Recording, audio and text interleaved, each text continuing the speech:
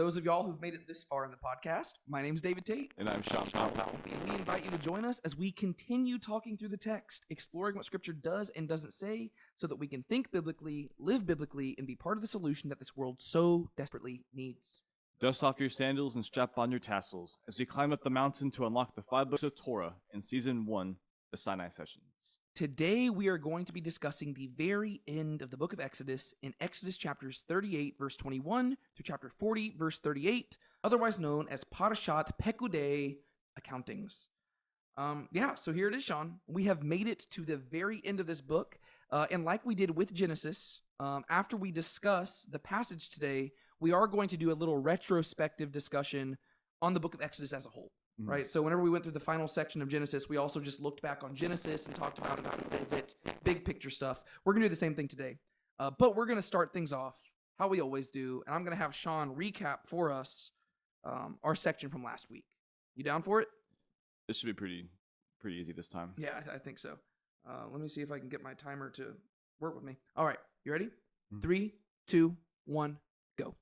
So basically, in the wake of the whole golden calf incident, Moses had, in the previous section, had re-ratified the covenant with God, came back to the people, his whole face was shining and all that.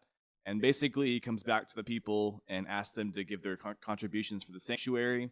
And so he gathers materials, and he has Bezalel and he has them start construction on the tabernacle stuff. And so basically, they just construct everything for the tabernacle. And that's kind of how the section ends. Ooh, I think that one was really close to a minute. How long do you think it was? 29 seconds. 30 seconds. Dang. Very close, though. So last week's section is a very easy one to recap because basically they built everything. Yeah. All the stuff that God had commanded in chapters. Well, not all the stuff. We're going to see a little bit more in today's section, but most of the stuff that God had commanded in chapters 25 through 31, we actually get to see them build in chapters, 35 through the first half of 38. Yeah. And so where we're picking up today, we're covering the final 2.5 chapters of Exodus. And spoiler alert, it's going to be more or less the same thing.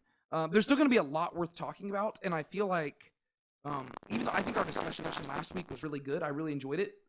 We spent most of our time just talking about just very small things in the text.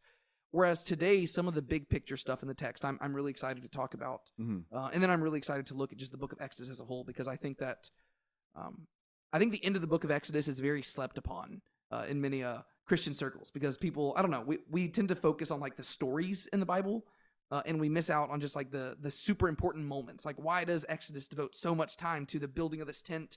And why does Exodus end the place where it does? And so I'm excited to kind of dive into that. Do you have anything you want to say before we just hop in? Let's go for it. All right, cool. So like I said, we are picking up in Exodus chapter 38, verse 21 today. Before we actually broke down every individual section, I figured that we could just, in general, just give in a second, what I'm going to have you do is I'm just going to have you just summarize what happens in the whole section today. And then I just want to talk about some just general themes that we see throughout all the parts of the section, and then we'll just go through the individual pieces. But Sean, what happens in today's section? So basically, there's this little short section that's numbering, the amount of metals that were used in the construction, and then it goes back to just crafting all the priestly garments and whatnot. And then God basically speaks to Moses and says to,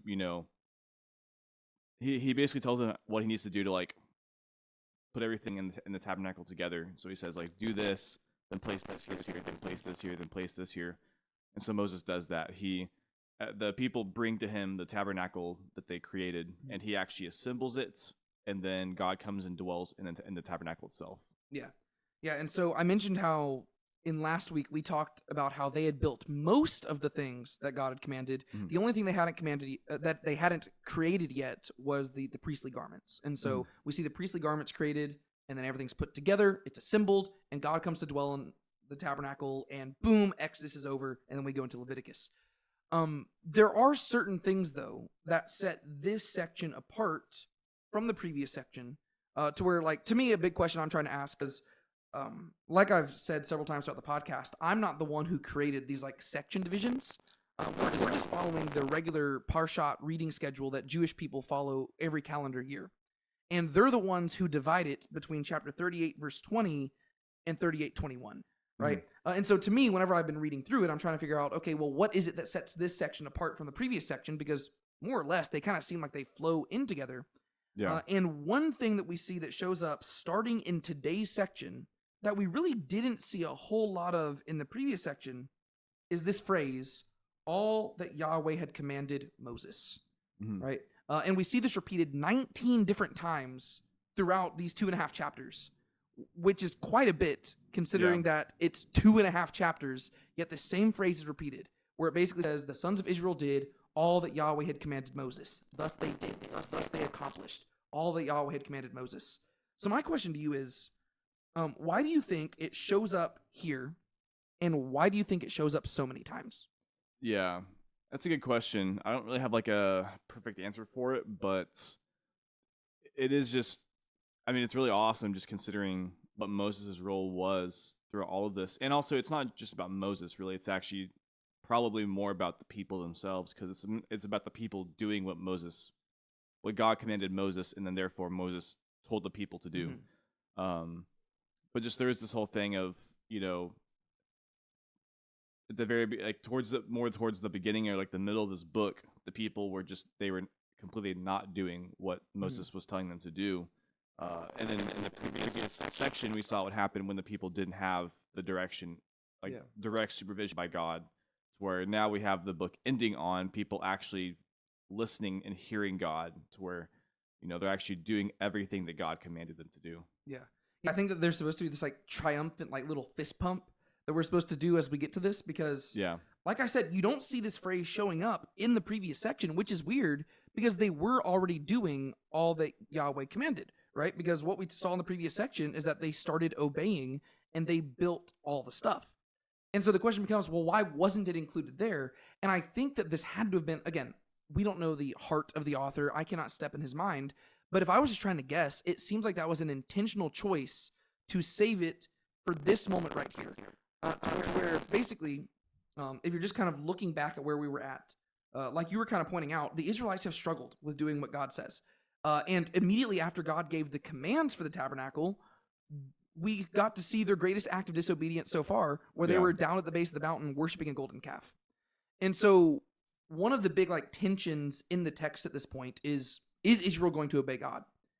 And so whenever we go into last week's section, I think that the text is just allowing us to just sit with like just looking back, like we're just watching from a distance almost, and just watching them do all the things. Yeah. And we're almost like supposed to be looking at it in like a more like a like we're supposed to be like scrutinizing them, I guess, to where we're almost just like waiting for them to mess up.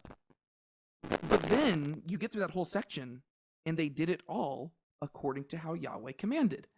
And so that's what leads into this section, to where it's almost like the author has invited us in to actually join in the celebration, to where we're like, it's almost like for all the previous chapters, we were just sitting there with like our breaths held, and we're like, okay, they're going to mess up. We know they're going to mess up. But then like they hammer the final piece into place, and you're like, wait a second, did they just do that? Did they just actually obey God? Yeah. And then you get to today's section where it opens up, and it just begins by recounting all the stuff they made. And it says, okay, well, we took an accounting of all the gold and the silver and the bronze. Here's how much there was. And then it just says, verse 22, Bezalel, son of Uri, the son of Hur, of the tribe of Judah, made all that Yahweh had commanded Moses. And you're like, yeah, he did.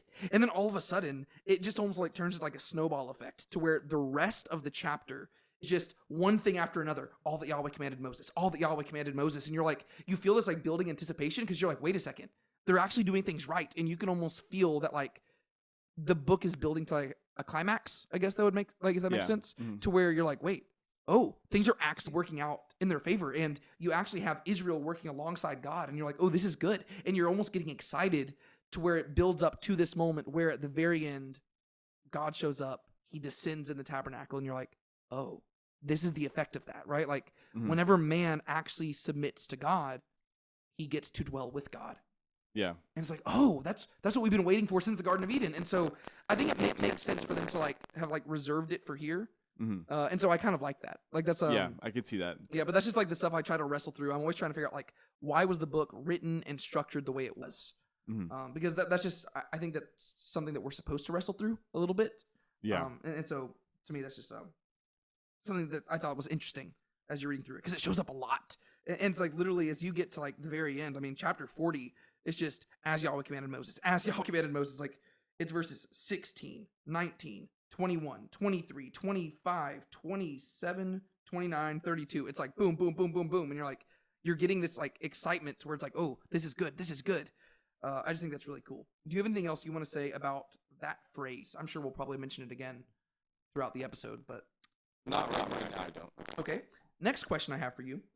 And again, I don't necessarily have like a firm answer that you need to have here. I have ideas and stuff, but another thing that we're going to see throughout this section is that the text continues to like be very almost like monotonous in its repetition.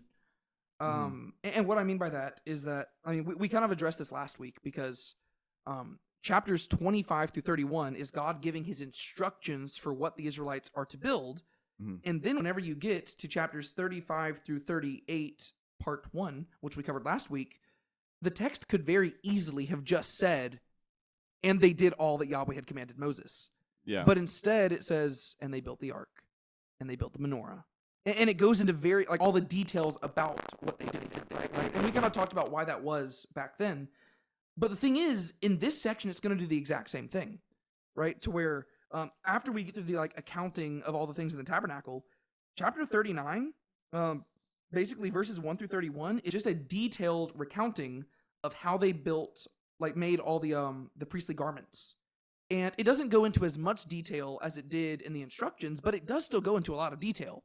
Yeah. And then even after that, whenever you get to verses 33 through 41, this is whenever the Israelites bring all the stuff before Moses for him to inspect it.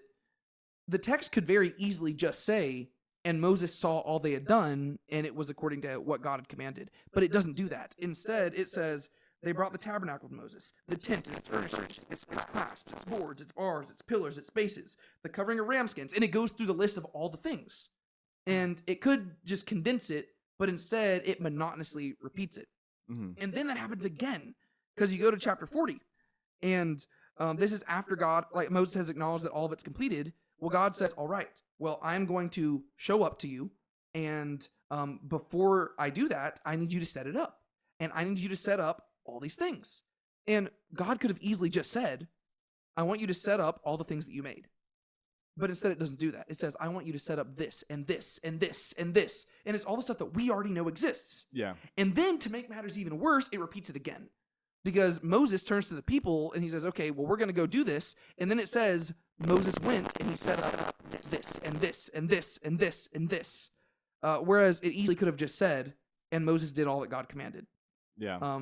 But it actually does both, because it says, and he set up this as Yahweh commanded, and he set up this as Yahweh commanded, and he set up this as Yahweh commanded. And so that was my very long-winded way of asking you a very simple question. What's the deal with all the repetition? Why doesn't it just condense it? I mean, it's not like they didn't have like a Microsoft Word document where they could just like copy and paste stuff. They're having to etch this stuff out. They're having to like write it on like animal skins. Every letter counts. Why are they wasting so much space on repeating this stuff? Yeah, I actually think this ties in quite a bit to the previous point about the phrase "all that God commanded Moses," because I mean, in the phrase, it's all that God commanded Moses, to where it's like it's recounting it all, because it's like it's kind of addressing the fact that everything was actually done. Also, if you think of it this way, basically everything after chapter 34, maybe 35, could probably be summed up in one paragraph. Like, honestly, Exodus could probably end like 1 or 2 paragraphs after the golden calf incident. Yeah. They did everything God commanded, and he came to dwell with them. Yeah. Boom. Like, pretty much after Moses comes back from Sinai. But, like, if you think of it that way, because you get to ask, like, what do you stand to gain or lose from, like, having or not having this, like, structure? And I feel like if you just took out all of that, and you just made it, like, basically that, like, the 2 paragraphs after the golden calf, the book, it wouldn't feel, the ending to me wouldn't feel right. Yeah. It's like all this build up and all this build up, and then you just have the golden calf incident, and then the book just ends like boom. It's like when you watch a movie and just the ending comes out of nowhere, and you're just like, There's like it's almost it doesn't pay off. Yeah. To where I think there is like I would like on top of everything else, I think there's also a rhetorical value to like slowing back down again and like drawing things out. You're thinking back on everything that was instructed beforehand, and so you're thinking about that as it's being restated, and so like it's giving you time to kind of like think about everything as the book's concluding, and you're kind of watching the end you're watching the book come to an end like in a comfortable way. It's not just cutting off right suddenly. Yeah. I 100% agree with that. And I think it really ties into one of my core convictions behind like this podcast and really just whenever we do Bible studies in general. I think that, and I feel like I'm always criticizing the church, but the thing is, I think that we really need to do better on how we teach people to read the Bible. And I think that oftentimes we fall into the category of treating the Bible in two different ways. Sometimes we just treat it like a systematic theology book, and any text we're reading, we're just trying to figure out like, what does it teach about God, right? Like we're just trying to like, we're just trying to figure out like what good theology looks like. And don't get me wrong, the Bible does teach good theology, but it's not just that. And I don't think that you can actually arrive at good theology by treating the Bible like that, if that makes sense. Yeah. On the other hand, I think that sometimes there's a tendency to just prioritize like just the story of Scripture, right? To where it's like, okay, I just want to know the narrative. That's what really matters. And so that's why we don't spend as much time studying Hosea or Obadiah. We're like, no, I want people to know Genesis, and I want them to know Exodus, and I want them to know, Luke. But the stuff in the middle, we don't need to spend so much time with that. And so we kind of fall into those two camps. And I think both of those are wrong. And I think what we need to always remember is that the Bible is the Word of God, and it is a work of literature. Yeah. And literature is art, and art is meant to be experienced.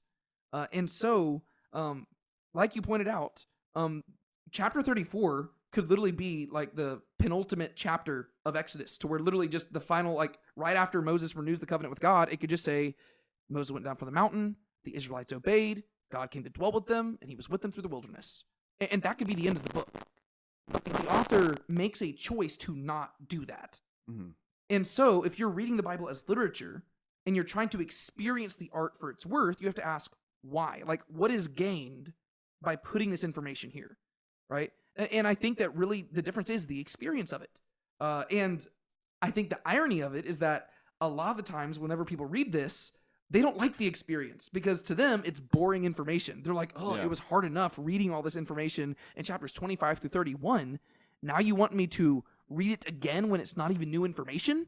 And so people oftentimes, they skip these sections because they view them as not important. But I think that exposes our hearts more than it does anything else, because it shows that we're not prioritizing the Word of God. We're prioritizing like self-help. To where we're like, I want to know what it has to do with me. I don't think this has to do with me, so I'm going to skip it. Whereas like, well, no, if our real goal is to understand God and what he's trying to communicate to us, well, that means all of this matters. And it is our duty as Christians to just sit in the Word and try to experience it as God intended it to be experienced. And so I think like this lines up with what you're saying. There is a certain feel that comes with the repetition that is necessary to understanding the point. Yeah. I think that part of it, it was so that you do have that like triumphant like fist pumps whenever you get to those phrases, as Yahweh commanded Moses, as Yahweh commanded Moses, as Yahweh commanded Moses. But also experientially, I think that there's also this just sense of anticipation that starts building up within you. Because since you've already read all the instructions, with every instruction they obey, you're getting one step closer to the end of the checklist. Yeah. And now you're wondering what's going to happen when we get to the end of the checklist. And so you're reading it, and on one hand, you're waiting for them to mess up. But then after they get past the point where like you can tell, oh, they're being obedient, to where the author is just telling you they're obeying everything. Well, now all of a sudden you're like sitting on the edge of your seat. You're like, what's going to happen like afterwards? Because we already know what's going to happen, because God told us back in chapter 29, whenever he said, and I will dwell with the people. And so now we're wondering, what's that going to look like? And keep in mind, this is something we've been waiting for since Genesis chapter 3, right? God dwelt with man in the garden, and now man and God have been separated. And so now we're like, oh, this is like a really big moment. And so I think that the repetition is important because it builds this anticipation to where, yes, it feels monotonous, but it's like whenever you're watching a movie or reading a book that's more of like a slow burn. Yeah. That slow burn is important because if you just rush to it, it takes away all the tension, right? And so I think that the text, it's dragging it out because it wants you to yearn for God to dwell, right? Like you're wanting to just be like, oh, I just wish he would come already. It's like, well, no, it takes time. And so you're like sitting on the edge of your seat and you're saying, okay, yes, do it. As Yahweh commanded Moses. As Yahweh commanded Moses, you're like, okay, yay. And then finally God shows up and you're like, yes. And like it makes it to where the end of Exodus is just like this triumphant, amazing moment where you're like wanting to hoop and holler and jump around. Whereas if it just summarized that in a few verses, you would miss out on that experience. Yeah, it really wouldn't hit home at all. Like it would, ironically, like you said, how a lot of times people like this longer ending like takes them out of it. To me, like the sudden ending would take me out of it, to where it would almost feel like lazy writing, to where it's like you didn't really want to write anything else, or you couldn't think of what to say, so you just say, oh well, they did the stuff. Yeah, you're just like it would feel very like not ambiguous, but like almost just like nebulous or something, where just kind of like it's not really saying a whole lot. Yeah, but it's funny to me because like a lot of times, like the reason people criticize this type of stuff, or the reason why like we have a temptation to skip these things in Scripture, I think it just testifies to like a broader like cultural issue that we have nowadays. To where, I mean, there are apps which their whole like the thing that they try to sell you on is they'll say, hey, have you ever wanted to know the story of this like classic work of literature, but you didn't want to read the entire thing? Well, if you download this app and pay this monthly price, we will give you these entire stories in 11 minutes or less. And it's like well, you're defeating the whole purpose, right? It's like, no, the whole point of that, like the reason why that work of classic literature has stood the test of time is not because of just the content of the message. It's the experience of reading it, right? Yeah. It's like there's artistry behind it that like that's what makes it great, right? If you just like read the Spark Notes, you might know a basic understanding of it, but you're not going to have experienced the full richness of that text. Or we live in a world nowadays where Netflix makes movies, and they intentionally make movies that are like crafted because they're expecting you to be on your laptop, on your tablet, on your phone while watching it. And so there is no subtlety to the movies. Yeah. And they've admitted this, right? They say like, no, we know that people are playing these in the background. And so we make movies that they will state and restate things 4 or 5 times, just in case you weren't paying attention the first 3 times, just so that you can at least look up at any point and still figure out what's going on. Yeah. And that ruins the craft of it. Whereas my wife and I get into a discussion about this because I love movies. And I know I'm kind of going on a tangent here, but to me, it ties back to this. Mm-hmm. She does not like going to the movie theaters at all. Whereas I love going to the movie theaters, mainly because to me, if this is a work of art, and I won't do this for every movie, but for certain movies, I'm like, I want to see this work of art in the medium that the person who created it intended it to be seen. Because I want to get the most out of this work of art. And so I will go to the theater, and I want to have it where it's the full screen and like the sound and stuff, because I want to understand it how the artist intended. Yeah. Whereas I know that if I'm at home, I should have the self-discipline to set aside my phone. But the thing is, in the theater, I won't pull the phone out. You know, and so it's like a thing where you're trying, like the whole goal of studying art is to get back to what the artist is trying to communicate. And our culture has moved away from that, right? Now we have the whole like idea of like the philosophical idea of the death of the artist, to where it's like, oh, what the author or the artist says, that doesn't matter. It's all, beauty's in the eye of the beholder. Yeah. And I think that unfortunately our churches have adopted that approach to Scripture, where it's not about what God is trying to communicate or the authors of Scripture are trying to communicate. It's about what I get out of it. And that's just not how we should approach Scripture. We have to figure out, what is the author trying to communicate? What is God trying to communicate? And for that reason, the repetition is important. But it's for all the reasons that we wish that it would just like skip to the end.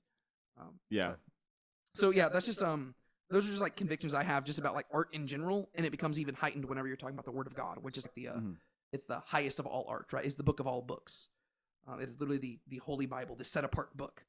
All right, so there are my general thoughts just in regards to this section as a whole. Are you ready to just hop into the individual pieces here? Let's do it. All right, so we open up chapter 38, verse 21, and the first, I guess, 10 or 11 verses here, they're just like an accounting of all the different materials in the tabernacle. And so what does it tell us here? Yeah, basically it just tells how much gold, silver, and bronze was used for the construction. And I guess so it just numbers. So it says that there was 29 talents and 730 shekels of gold, 100 talents and 1,775 shekels of silver, 70 talents and 2,400 shekels of bronze. Yeah. And it just mentions like what they were used for. Yeah, and so before we started, before we turned the camera on and everything, Sean and I were doing some conversion over here, just trying to figure out like what this would weigh out to in like modern standards. And a lot of this is speculative because different regions and stuff in the ancient Near East had different like weights and measurements for this stuff. So all we can do is kind of guess based off of what we see in other cultures and stuff, because there's never a place obviously where the Bible is like, by the way, a shekel back then is equivalent to this many pounds nowadays, right? So we don't have anything like that. So all we have to do is just compare different historical sources. But we measured this all out, and in general, it's believed that 1 shekel equals basically a little less than half an ounce. So it's like 0.4 ounces, so 2/5 of an ounce. And then 100 shekels therefore would be like basically 2.5 pounds, right? Whereas a talent is equal to 3,000 shekels. And we know that for a fact because we even see that reflected in the text here, because it says in verse 26, right? So, or I guess starting in verse 25, it says, the silver of the congregation who were numbered was 100 talents and 1,775 shekels, according to the shekel of the sanctuary. And so that tells us how much silver there was, and then it explains how they acquired this, right? And this is where you get that tax, right? It says there was a beka a head, and it explains that a beka is half a shekel according to the shekel of the sanctuary, for each one who passed over to those who were numbered from 20 years old and upward for 603,550 men, right? So those verses kind of explain the conversion tables here. So a beka is equal to half a shekel, and a shekel is equal to 1/3,000th of a talent. And if you do all the math there, it does equal to where 603,550 men, if they each donated a beka, which is half a shekel, it would add up to 100 talents and 1,175 shekels, right? Because basically, if you do all the math, if 603,550 guys each donate half a shekel, well, if you divide that by 2, that means you have 301,775 shekels, right? And if 3,000 shekels equals 1 talent, if you divide 301,775 by 3,000, you've got 100 talents, but then you've got 1,775 shekels left over. And so the text itself kind of gives us that breakdown to where a talent equals 3,000 shekels, a beka equals half a shekel, right? However, whenever it comes to converting things to modern standards, right, a shekel is 0.4 ounces, and a talent, which is 3,000 times that, would be basically equivalent to 75 pounds, right? And so if you're adding all this together, when it comes to the gold, there's 29 talents and 730 shekels, which would add up to about 2,268 pounds in modern standards. And if you were to convert that to a modern price, that would be about $153.5 million. Again, it probably was valued differently, maybe better, like maybe higher, maybe lower back then. We don't know. But by modern standards, it's $150 million. That's a lot of gold. Yeah. When it comes to silver, there's 100 talents and 1,775 shekels, and that accounts for basically 7,544 pounds, which is basically 3 times as much silver as there was gold. And this would be equivalent to about $7.6 million by modern standards, and that's because silver is worth way less than gold. And then when it comes to bronze, you have 70 talents and 2,400 shekels, which is about 5,325 pounds. So that's about halfway in between the gold and the silver. But the price would be about $34,000, which is significantly lower than the silver and the gold. And so, yeah, you basically have about 2,500 pounds of gold, about 7,500 pounds of silver, and about 5,000 pounds of bronze. When you add all of that up to modern standards, this tabernacle is sitting at about $160 million. And it's just a tiny little tent. And whenever you just fast forward to like the Temple of Solomon, it's going to be even bigger, even grander. It's going to be like billions of dollars. And then you fast forward to like Herod's temple. It's like, whoo, it's going to just be crazy. Yeah. And so that's basically just the general breakdown of this. Are there any thoughts that you have about this section in and of itself? Not really. I mean, I think it's kind of funny that there's more silver than bronze. I hadn't even noticed that initially, but Yeah, I think the silver, unless I'm mistaken, I think the silver is mainly just the bases for all the wood. the wood, like for most of it, and so it makes sense why there would be so much. But Yeah. we don't think of it that much because like like the gold and the bronze are detailed a lot more in the tabernacle instructions, whereas the silver is just kind of casually mentioned here and there. Yeah. But a lot of the like the hooks and the stuff, that's all made of silver, and the bases, so it makes sense. But yeah, there's a lot more silver than anything else. And also, I don't know much about metals, but I don't know about the density of those, to where it could be that silver is like denser, to where there might be like less actual silver, but it's denser, and Oh, I'm that's not true. sure. Because I know that gold's like very like soft, and so I don't know. Anyways, my one question to you about this section is, why do you think that this is like in between the sections of like the building of the tabernacle and like the holy garments? Because like it seems like this section could very easily have just been placed, and I don't have like a set answer for this. It seems like this section could have very easily been placed before the building of the tabernacle, because we already saw like the contribution earlier on, right? To where Yeah. it basically said they made their contribution, they had more than enough, and it seems like that would have been a good moment for them to be like, and here's how much they had. But instead, it says they had more than enough. Moses told them, stop giving stuff. Then they built everything, and then you have the accounting. Yeah, I'm not sure. It could be that this just does serve as like this, like the book ending of that section, to where it's like the segue to the holy garments. Let's see.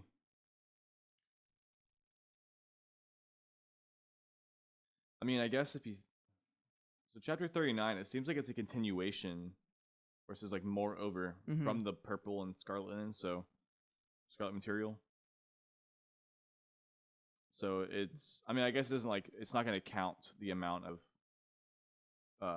like cloth used, Yeah, but because you wouldn't really weigh that in the same way. yeah, but I don't know, it's kind of interesting because the first half of this section is saying, you know, that they crafted everything, and then it just sidelines and says this is all the metal that was used, and then it just says moreover they made the holy garments. Yeah. So I guess it's just kind of like the last things, like I guess because it's kind of summarizing the the construction.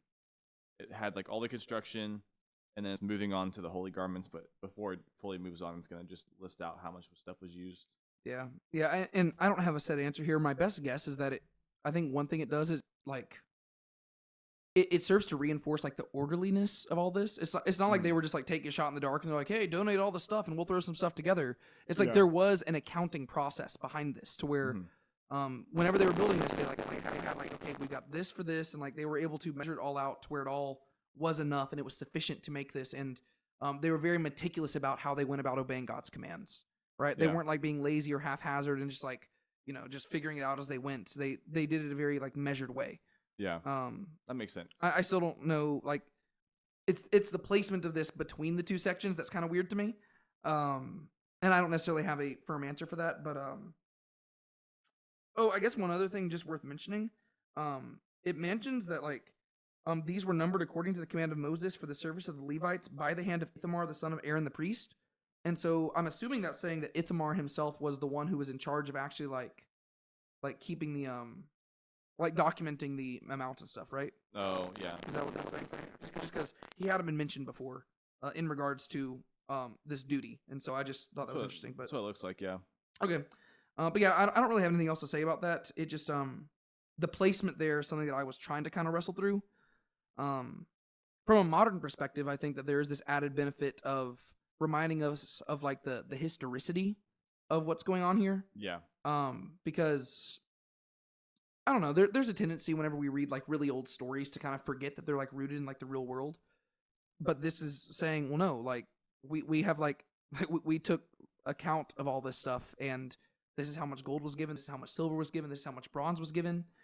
And then you even have people nowadays who they'll try to argue that the Exodus might have happened, but it was like a lot smaller than the way the Bible talks about it. Because the Bible mentions 603,550 men who are aged 20 and older, and that doesn't account for women and children.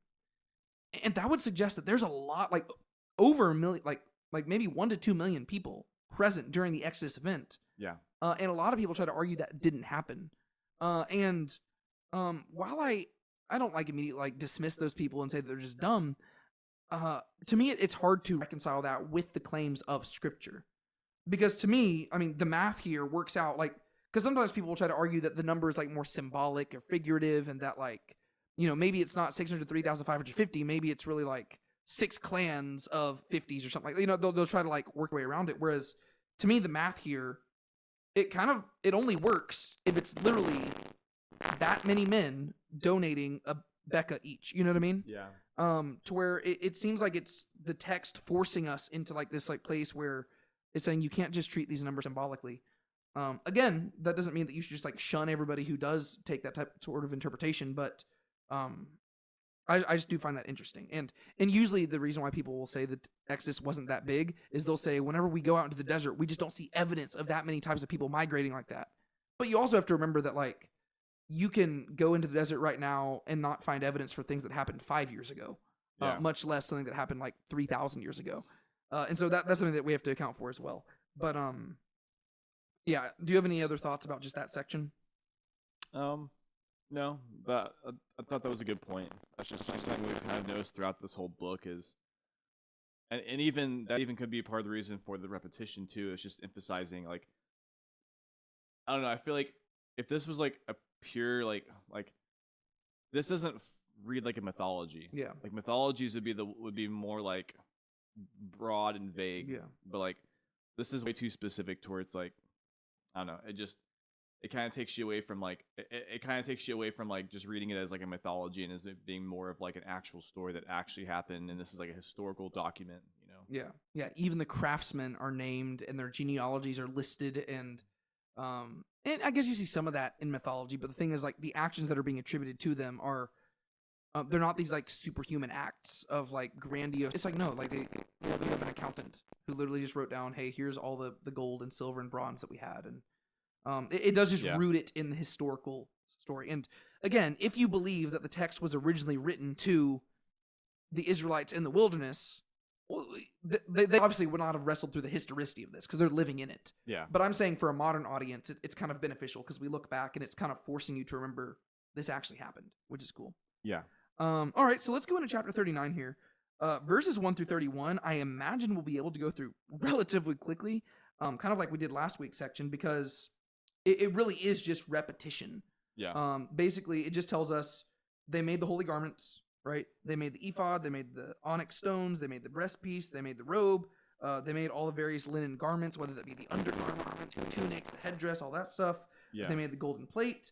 They did everything according to how Yahweh had commanded Moses, and you see that phrase repeated 1, 2, 3, 4, 5, 6, 7 times throughout this section. What are your thoughts on this section? Is there anything that stood out to you? Anything noteworthy that you wanted to mention? There wasn't really too much that stood out to me, just because it is all kind of repeated.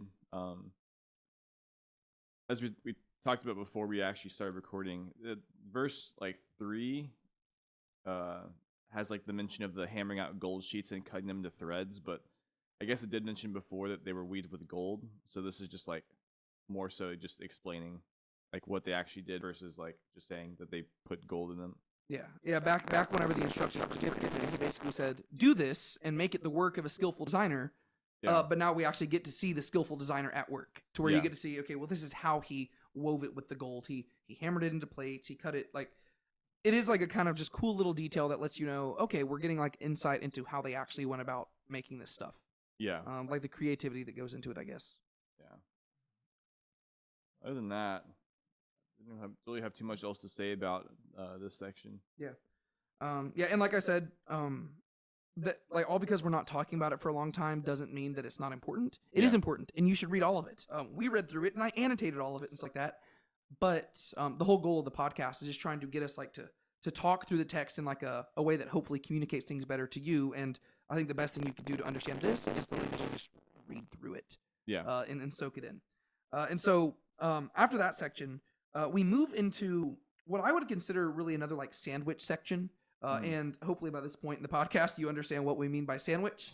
Basically, where there's a section in the middle that is sandwiched on both ends by something that, like, I guess, two things that are in common, right? It's like it's bookended by a certain comment, right? Yeah. And so verses 32 through the end of chapter 39, so verse 43, form this little sandwich, right? So this is where I think that we really get to see that like triumphant like fist pump happen, because after verse 31, everything they've made has been like it's been completed, right? All Yeah. the instructions have been obeyed. And so you get to verse 32, and it says, "Thus all the service of the tabernacle of the tent of meeting was completed.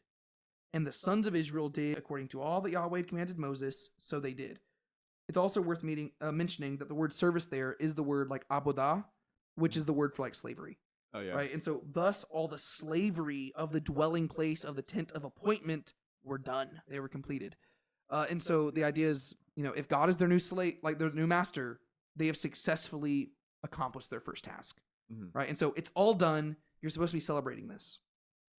And then verses 33 through 41 is basically this moment where they bring all that they've made before Moses for inspection, right? It says they brought the dwelling place to Moses, the tent and all its furnishings, and then it lists out every single thing that they brought before him. And then you get to the end of the sandwich, which is verses 42 to 43, which like seems to call back to the completion of the act. And it says, "Thus, according to all that Yahweh commanded Moses, so the sons of Israel did in all their service," abodah, slavery. Mhm. And then you get to see verse 43, which is like the conclusion of the whole thing. And it says, "And Moses saw all the work, and behold, they had done it. Just as Yahweh had commanded, so they had done. Then Moses blessed them." I really like this section right here. Yeah. The book could almost end there too. It really could. It really could end right there. What is the significance of this section right here? Because I think a lot of people might read this and not really necessarily immediately see the significance of what's going on here. What's so Yeah. cool about it? There's a couple things going on. First of all, just the language in the last verse there in 43. It just cries out like creation narrative, to where, God, there were 6 days of creation where he created, all the earth, the heavens, and all that stuff, and then he looks at his work and calls it good, and then he blesses his creation and rests. To where here you have Moses looking at the work of the Israelites, and he doesn't say it is good, but it says, "Behold, they had done it just as as Yahweh had commanded, so they had done." Mhm. So they did it exactly as God commanded, which is by definition good. And then he blesses it, and so it's like it directly mirrors creation. Yeah. To where, again, it's kind of funny. Just throughout the book, we've been seeing Moses kind of like taking like the place of God in certain Yeah. situations, and like he is kind of taking God's place here. Yeah. It's just the section is so cool because, like, and you kind of just mentioned this at the end there, where Moses has been taking the place of God. When you go back to chapters 32 to 34, Moses was playing this like intercessor role Mhm. between God and Israel. And that's what they asked, right? If you go back to chapter 20, they said, "Hey, we'll do what God says, but we don't want to speak to him. You go speak to him," right? And so Moses is like this ultimate mediator between God and man, Yeah. right? He's going back and forth. And God, even earlier in the book, God had said to Moses, "You will be like God to Pharaoh. You will be like Yeah. God to the people." And so Moses is standing in the place of God, and that's kind of painting a picture of like what prophets are going to be like going forward, right? Prophets are going to be in this like weird like nebulous space between God and man. And so Moses right here is pictured like God overseeing this whole creation thing. And so I would argue that verse 32, that's the moment where creation is finished. And then verses 33 through 41, that is the moment that God, aka Moses in this moment, he inspects the work and he sees it, which then leads to verses 42 to 43, which is where he declares that it is good. Which, if you go back to Genesis chapter 1, that was the sign that the creation was complete, right? Anytime God sees something's good, it's time to move on to the next thing. But you'll notice that the word good never shows up here. And so, real quick, I did type out a list of ways here where really this entire section we're going through today, it really is meant to be a picture of a new creation. And I think this is probably as good a time as any to draw attention to this, because I think it will shape the rest of our discussion through this, because I think that we need to remember, again, this is the end of Exodus. And so we have to ask, why does Exodus end here? And I think what we're going to see is that not only does this section bring the narrative of Exodus to an end, but it also serves as a very good conclusion to the to like almost like this miniature story arc that's taken place already in Torah. To where if you put Genesis and Exodus side by side, they form like this nice little like duo of just like this one like really cool story, which then contributes to the overall Torah, which then contributes to the overall Old Testament, which then contributes to the overall like Bible. Yeah. To where if you look at the beginning of Genesis and the end of Exodus, they directly parallel one another. And so here are just some of the parallels that we see.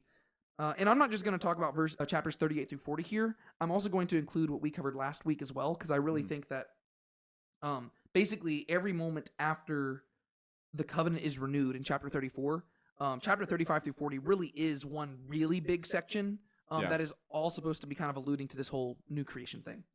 And so, first parallel.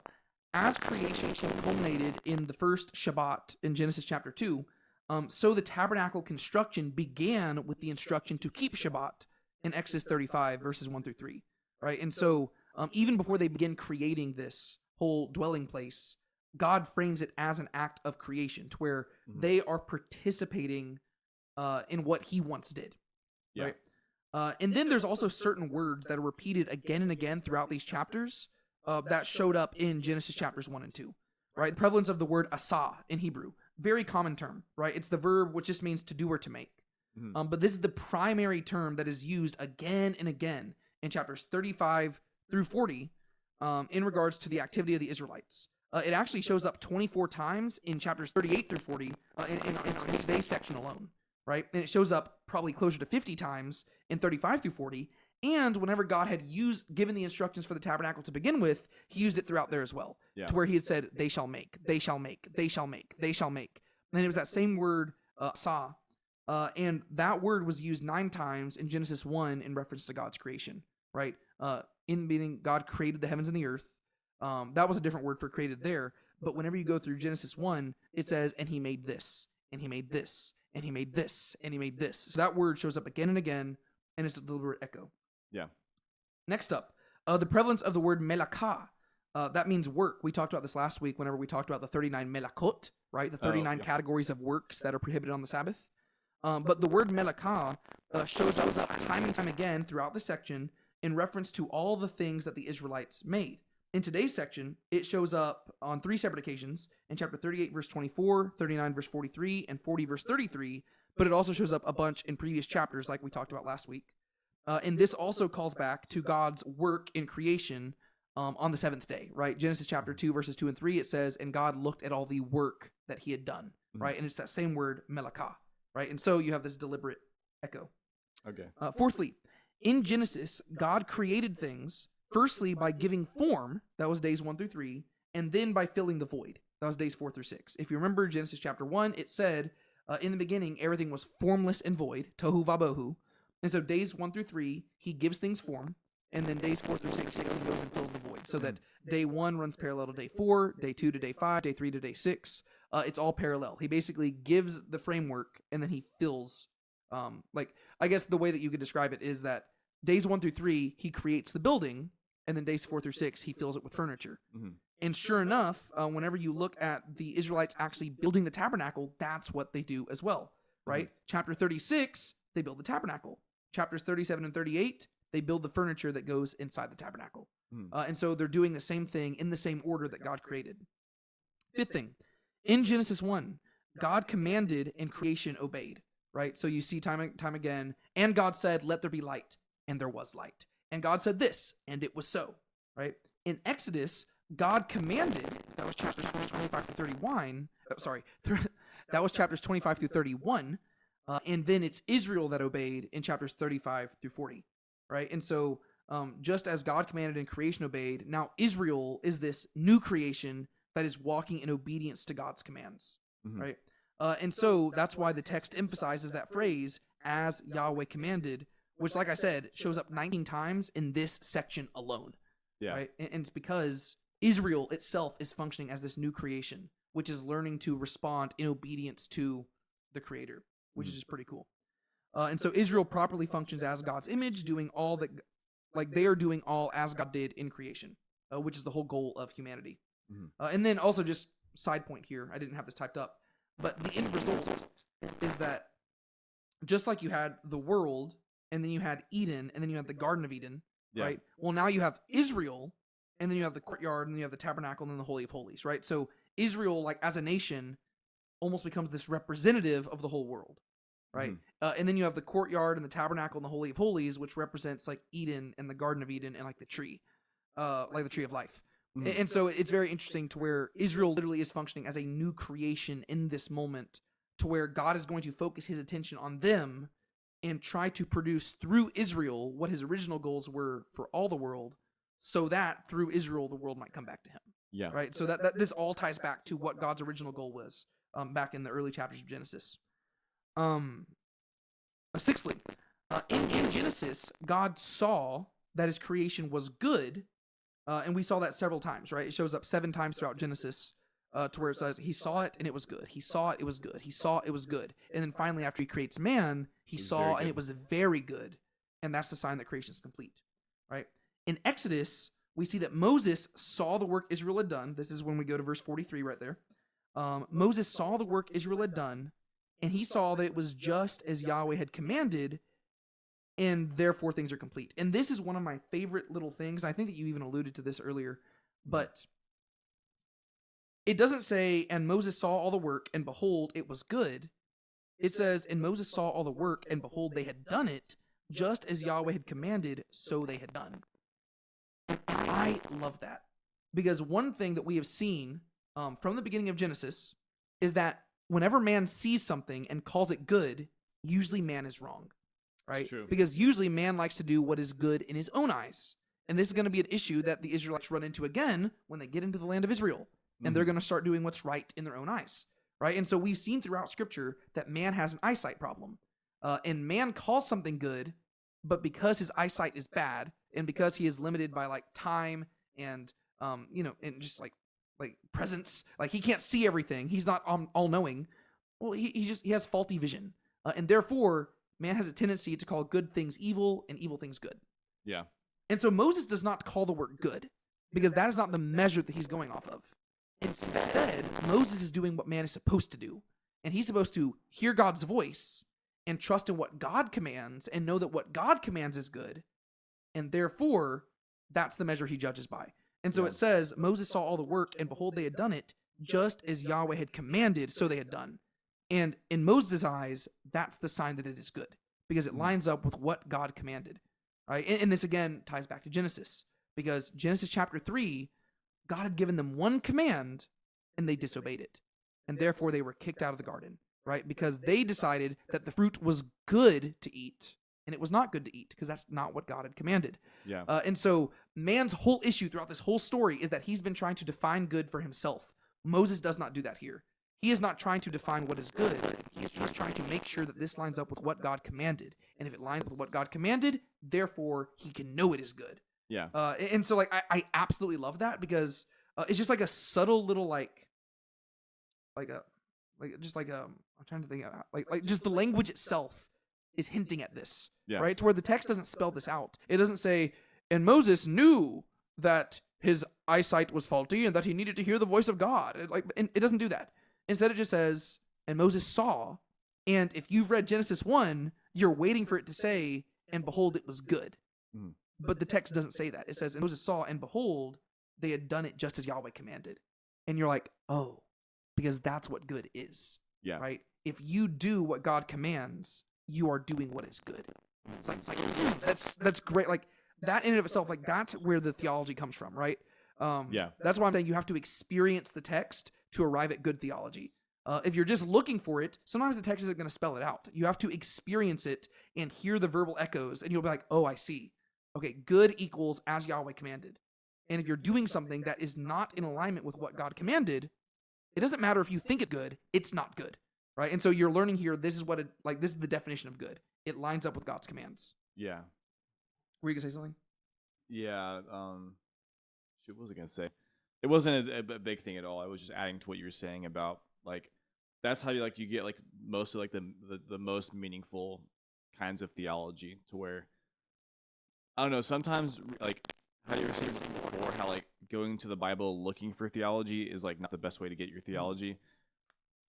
That's, like, oftentimes how you end up walking away with, like, more superficial, like, levels of understanding, to where, I mean, it's like people, it's almost like knowing more trivia about them than like Yeah. actually knowing them. Like if you're just around them and you see like you're experiencing life around them and you see like how they act in situations or like the decisions they make, that tells you more about them, like their theology or Yeah. whatever you want to call the word about them than like simply reading about them or like I don't know, just you have to be like alongside them, experiencing things with them to know that. Yeah. It's kind of how it is with God too. Well, it's kind of like whenever there's like people, I've had people do this within the last year where they come up and they're like, well, I'm never going to get a tattoo because the Bible says tattoos, you're not allowed to have them.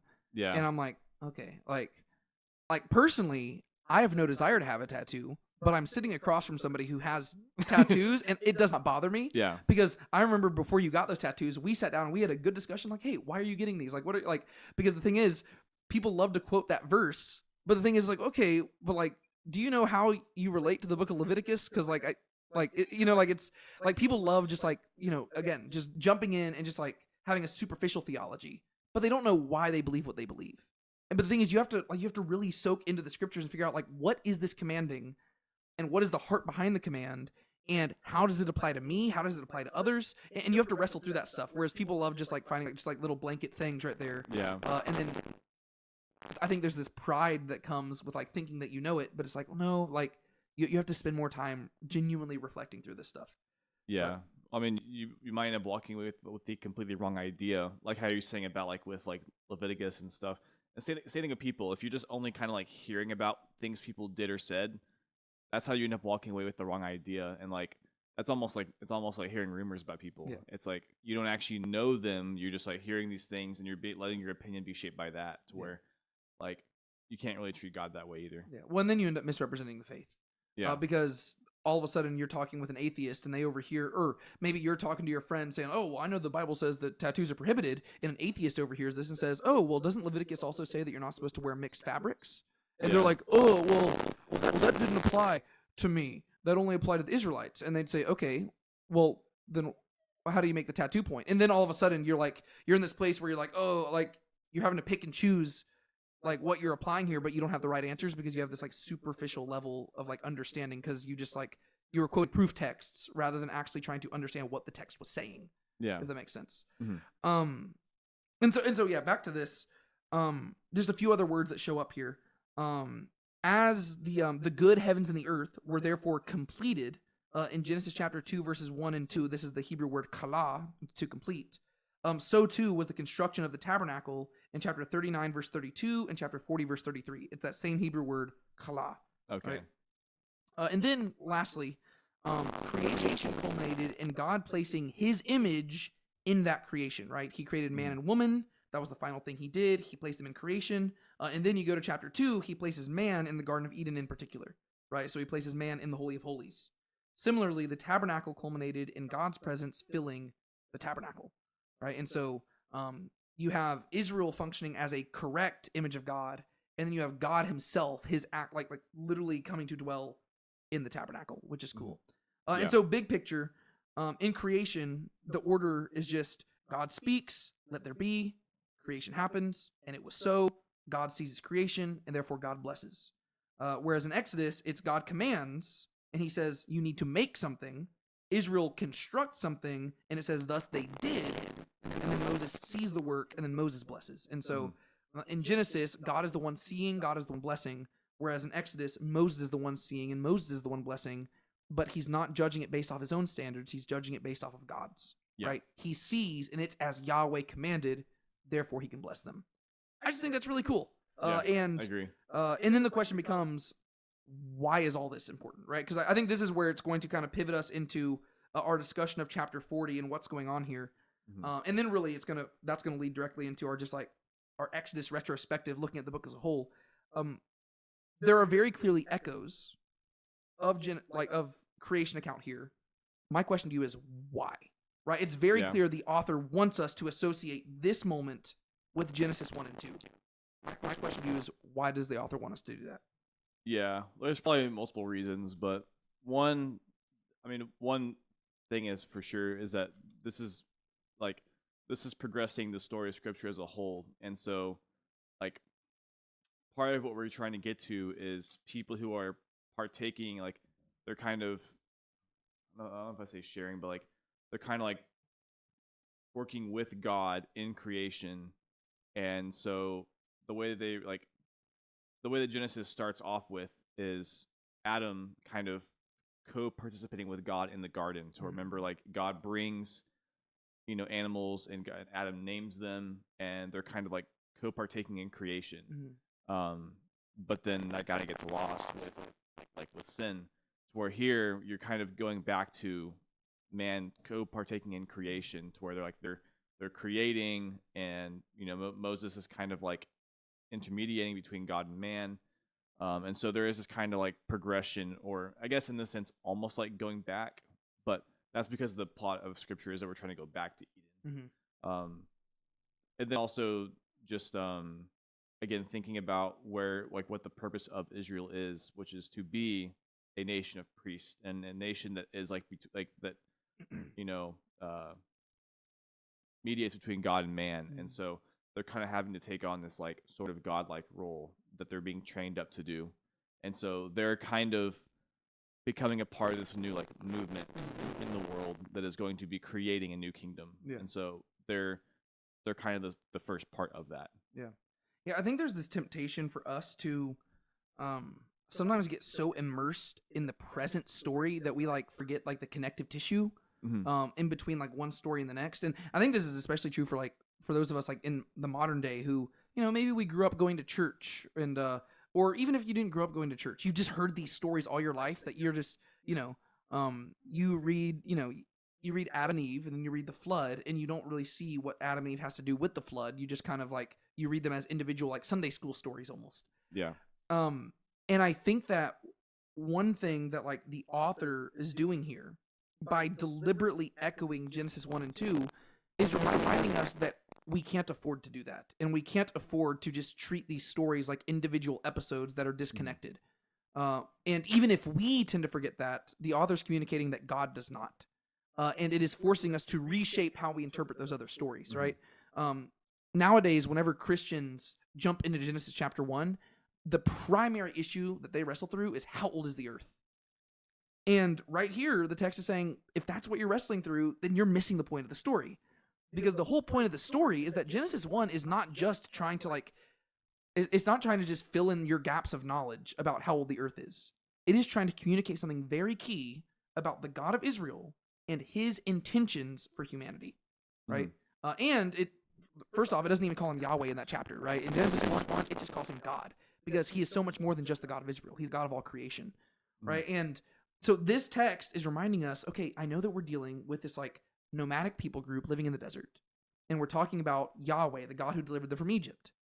But in order to understand who this God is and what he's doing with Israel, well, you really have to go back to who this God really is and what he wants to do with the world.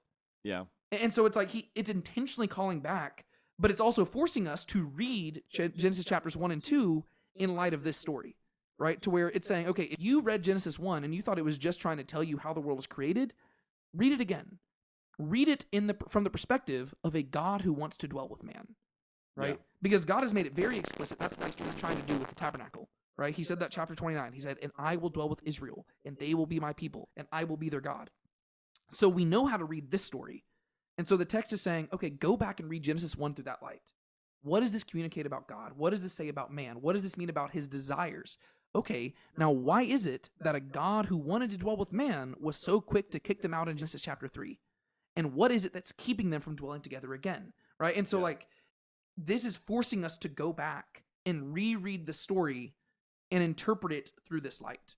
And so I think that it's again, we have this tendency to forget how the stories connect, and the author's saying God does not forget, right? He has a goal behind all of this, and he is leading history in a certain direction. And yes, hundreds of years may pass, and one generation may die, and another might rise up and die, and rise up and die. But he says, but God remains the same, and God is still accomplishing something through all these generations. And it is our job to read the story and figure out what he's doing, right? And so whenever you get to Israel here, you're saying, okay, it's very clear that this dwelling place calls back to creation. And now we see that Moses, who is like the leader of Israel, and he's the mediator between God and Israel, he's functioning in a godlike role. Well, that seems to communicate what God's purpose for Israel is. It's almost like if Moses is as God to Israel, then Israel is supposed to be as God to the nations. Yeah. And if God will give instructions to Moses, who gives instructions to Israel, in order for God to dwell in Israel, then it would make sense that God will give instructions through Israel to give to the rest of the world so that God can dwell with the rest of the world through Israel. Yeah. You know what I mean? And so it's like, it's bringing us back to Genesis chapters 1, 2, and 3, to where the end goal is God dwelling with everybody, but he's starting off with this one like group right here. Mhm. And then that also connects with the flood and with the Tower of Babel, because, and then spoiler alert for when we get to Deuteronomy chapter 32, it's going to all be put together where he says, yeah, whenever God dispersed the nations at Babel, he chose Israel as his allotted portion. And through him, he's going to bring the nations back to himself. And so it seems like the reason why this echoes that is because the author is forcing us to connect the dots. Yeah. Right? He's saying you can't afford to miss this. You can't just read this story in isolation and say, I wonder what the tent in the tabernacle, like the tent in the wilderness, has to do with my life. You have to say, what does the tent in the wilderness have to do with creation? Okay. And now that you've connected those dots, it all of a sudden becomes a lot easier to connect it to your life, because you have to figure out, okay, well, how do I relate to Israel and the God of Israel? And how do I relate to the Torah that he's given Israel? And like all of a sudden, all these other questions you have to wrestle through are opened up. Yeah. And so I think that's what's going on there. Do you have any other thoughts that you want to share before we jump into chapter 40? No, I have things to say, but they'll be later on. Okay, cool. So would you like to just summarize what happens in chapter 40? There's really, I guess, like 4 main movements throughout this, but Yeah, so basically God comes to Moses and tells him to set up the tabernacle, and then as far as I know he does it. And then they basically just God shows up and he enters the tabernacle in a cloud. Yeah, and so I get the way that I separate it is like, so God gives the instructions, Moses obeys the instructions, and then I kind of split verses 34 to 38 into really 2 sections. Oh, okay. It's basically God descending into the tabernacle and then God dwelling in the tabernacle. We kind of treat those as 2 things, but like, I think it's kind of important to emphasize that he remained. And so it says, then the cloud covered the tent of meeting, and the glory of Yahweh filled the tabernacle, and Moses was not able to enter the tent of meeting because of the cloud that had dwelt upon it, and the glory of Yahweh filled the tabernacle. And so that is God's arrival.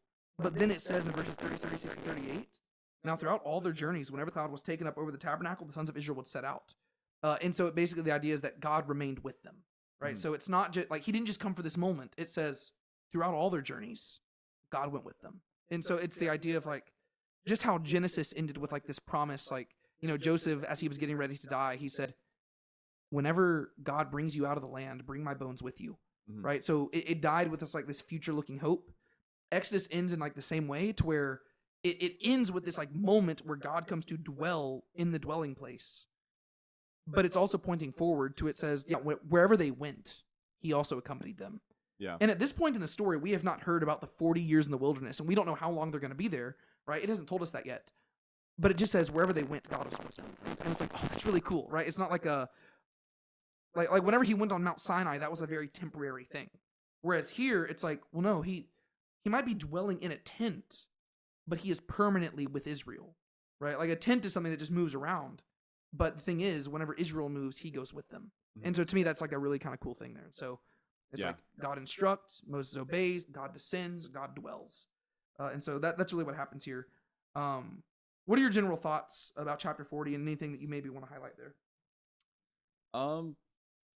I just think it's very interesting. Just there being like that really long section where it's like he's just telling him like it's like getting you to reimagine kind of just everything from the inside out, to where it's put everything down in its place. So put the ark, then put the tabernacle down, then put the table down, then put the altar down. I just think it's interesting. Like that's like it devotes like 15 verses to that. And then I mean, it's just a really cool chapter, just because you're getting to see like the book coming to a close, and so you've had this like really drawn out, anticipated, everything's being created, and it's just like slowing down a lot, to where you had everything were being repeated about the creation of the tabernacle stuff, and then the priestly garments, and then it kind of like sidelined for a second, and now it's back to like now it's like slowing down to where it's not just creating them, it's also like setting everything down, and so it's like it's slowing down like even more to where you're just like you're kind of just like ready, not ready for it to be over like in a bad sense, but like, you're just like ready to like get to like the Yeah. what's gonna happen next. Well, you can feel the anticipation building. Yeah. Right. To where they've made everything. Moses inspected it. He's called it good. And God says, all right, on the first day of the first month, you're going to set it up. And you're going to do this and this and this. And then Moses does it. And it says on the day, like the day shows up and you're like, oh my gosh, here it is. And then so it's building this big moment. And then it says, and the cloud covered the tent of appointment. And you're like, yes, like it's such a triumphant moment. And you really can't, I feel like you can't overhype the importance of this moment because, like, for the first time since the Garden of Eden, God is dwelling with man again. Right? Yeah. Like, that's a really, really big deal. And it's a very big step in the direction of, like, where God's eventually wanting to lead this whole story, right? And we're going to see several movements of this to where arguably the tabernacle is the biggest step prior to Christ because they are going to build a temple later on. But even then, God there's never going to be a moment where God explicitly commands a temple to be built. Yeah. That's going to be more like a desire that King David has. And then God's going to say, I appreciate it. I don't really need a temple, but he's going to say, I'll let your son Solomon build me a temple. Yeah. But really, I mean, he could have dwelt in the tabernacle and been fine. The whole point was that he was permanently in Jerusalem. But really, so like the tabernacle is this huge step. And then the greater movement will really just be whenever the Messiah himself shows up. Were you gonna say something about that? No, I was just gonna say like it's just cool that he honors David's like desire to build the temple, but yeah, like you said, it's not like he never commands it. Yeah, I think that's kind of cool. But yeah, so a big thing that we're just seeing here is that basically, the dwelling place will function like a portable Eden everywhere they go, and we saw that in the imagery of the tabernacle, like all the different like components of it. A lot of the language called back to Eden. We highlighted that a few episodes ago and everything, but I just think it's kind of cool. This notion of a portable Eden dwelling in the midst of Israel, to where it's unique because there is still this layer of separation, to where it's not like the tabernacle encompass the whole like the nation. Yeah, it's like no, it's like it's in the middle of the camp, so it's like you can't say that Israel is like a portable heaven. No, but heaven's in their heart. You know, it's like in the heart of the camp, that's where God is at. And so everywhere they go, God is with them. But there is a degree of separation to where they're not fully dwelling in his presence, right? He's dwelling with them, but they're not fully dwelling with him, if that makes sense. Yeah. And again, I think that paves the way for where we're eventually going to get with the Messiah, where, you know, again, whenever Paul talks about it, he's like, yeah, we can all with unveiled faces, we can go before God and we can walk confidently before the throne of grace. To where we're going to see this advancement of it whenever the Messiah actually shows up. But I just think it's kind of a very interesting image of Israel is the chosen people of God, and they're this kingdom of priests and holy nation, but there is still a degree of separation to where the closest you can get to God is through the people of Israel, but they still can't take you all the way, right? To where it's like there is still something that they're waiting for, to where they do need this greater high priest who can actually lead them into the Holy of Holies, whereas they still haven't gotten there yet. And I think that's the Torah itself admitting that there is a limited capacity and function to what the Torah is trying to accomplish, right? Because there's never a point in the Torah where it says, oh yeah, by the way, if you obey my commands, you'll be able to enter the Holy of Holies. That's never stated. It's like, well, no, if you obey my commands, this is how things are going to be, and I will stay with you. But the implication underlying all of this is that eventually something greater is going to come that really just breaks down the barrier. But for right now, this is the closest that we can get, and to where it's like if you go back to Genesis 3, whenever Adam and Eve are kicked out of the garden and cherubim were like placed, like it says that they went east of Eden, and then eventually you have Cain, who goes even further east to the land of Nod. But like it's almost like Israel right now is functioning in the people who are still just east of the Garden of Eden, right? Like, or maybe they're not east of Eden; they're just to the east of the garden, right? To where they're still in Eden, but they're surrounding it, but they haven't wandered too far away, you know. So like, I just think that's kind of a very cool imagery, to where everywhere they go, heaven is following them around, but they're still not in it yet. Yeah. That's just like it's just a unique imagery to me. Do you have any other thoughts about that? No. I mean, I think it's really interesting. I don't have much else to say about that. Yeah. Okay. One other thing probably worth highlighting here, just because we're reaching the end of the book of Exodus, is just the timeline of all this stuff. Because it does mention a date here. It says the first day of the first month of the second year. And so this kind of just gives us a little like timestamp for like where this fits in the grand scheme of like everything else. Genesis gave us a lot of timestamps, right? I mean, like there are so many to where people still debate about all of them, but in general, we knew exactly how old the various different characters were at various different times. Whereas Exodus really hasn't given a whole lot of those. It tells us, I don't even remember it explicitly told us that Moses was in the wilderness for 40 years, like Midian. Did it say that? I know that later scriptures make that explicit. Part of me feels like it did. I feel like it probably did at some point. It would have been in chapters like, probably at the beginning of chapter 3. I don't remember if it explicitly said that. Well, you look for that. I'll just keep explaining. But we know from other texts in Scripture that Moses spent 40 years in Egypt, and then he spent 40 years in Midian, and then he's going to spend the final 40 years of his life both in the Exodus at Mount Sinai, and then for like 38 years of wilderness wanderings, right? And so we know that is like the big picture of this, but it's not all fully spelled out in Exodus. Yeah. The 40 years of wandering isn't going to be really introduced until the book of Numbers, and the 40 years in Egypt is not ever explicitly spelled out in the book of Exodus.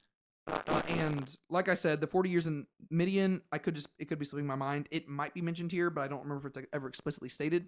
Yeah, I'm actually not seeing it. Okay. So that might all just be information from outside the text that we just know from here.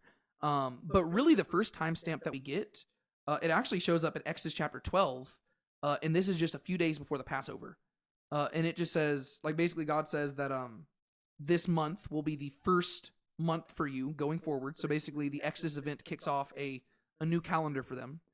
And so the month of Aviv, which in modern terms is known as the month of Nisan, this becomes the first month for them. And ironically, nowadays they celebrate another day, like another month as the first month. But originally, Nisan or Aviv, that was the first month. And the first explicit date that we have is on the 10th of the first month, which is the day that the Passover lamb is selected. And that's in Exodus chapter 12, verse 3. And then a few verses later, it says that on the 14th day, that's whenever the Passover is going to be sacrificed. And then the day afterwards, which is the 15th of the first month, that's the day that they leave Egypt, right? That's why they had to have unleavened bread, because they were leaving the next day. And then the next timestamp that we get is the 15th day of the second month, and that's whenever they arrive in the wilderness of Sin. And so somewhere in between there, they leave Egypt, they go to the Red Sea, they pass through the Red Sea, they wander around a few different places, and then the very beginning of chapter 16, this is now the 15th day of the second month, they actually arrive in the wilderness of Sin. And then they keep traveling a little bit, and then in chapter 19, verse 1, it says that in the third month, they arrived at Mount Sinai. It doesn't explicitly state the date. It's actually worded kind of weird. I'll just go read it real quick. And again, this might sound kind of random. I just like to highlight stuff like this just so we can picture it in our heads. Yeah. It just says, in the third month, after the sons of Israel had gone out of the land of Egypt, on this day they came into the wilderness of Sinai.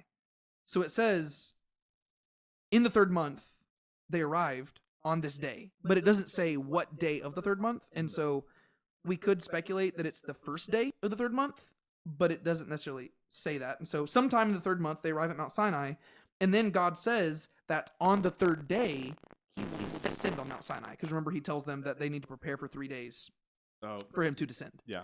And so we don't know exactly what day this would be, right? If they arrived on the first day, well, then he probably descended on the third day of the month. But if they arrived a little bit later, according to Jewish tradition, God actually arrived on the 6th day of the month. And that's because, according to Jewish tradition, God's arrival on Mount Sinai directly correlates with Sukkot, which, oh, no, not Sukkot. Sorry, what's the one I'm thinking of? Shavuot, the Feast of Pentecost, or the Feast of Weeks, which is 50 days after Passover. And so they would associate him descending on the 6th day. Ultimately, the text doesn't explicitly state it, and so you could read it either way. And then After that, the text doesn't give us an explicit timeline. We know that at some point Moses went up for 40 days and 40 nights and came back down. And then he was down at the base of the mountain for an undisclosed amount of time period, handling the golden calf stuff and then meeting with God in the tent of meeting. And then eventually he went back up for another 40 days and 40 nights before returning back down. And then they build the whole tabernacle, right? And so all that plays out. And then where we finally pick up in chapter 40 is the first day of the first month of the second year. And so long story short, the day that God enters into the tabernacle is just basically 2 weeks short of the 1 year anniversary of the Exodus from Egypt, right? The Exodus took place on the 15th day of the first month, and now the next year it's the first day of the first month. And so it's basically most of the events of the back half of Exodus have taken place over the course of a little bit less than a year. That was my long-winded way of saying that. Crazy how much this slows down. Yeah.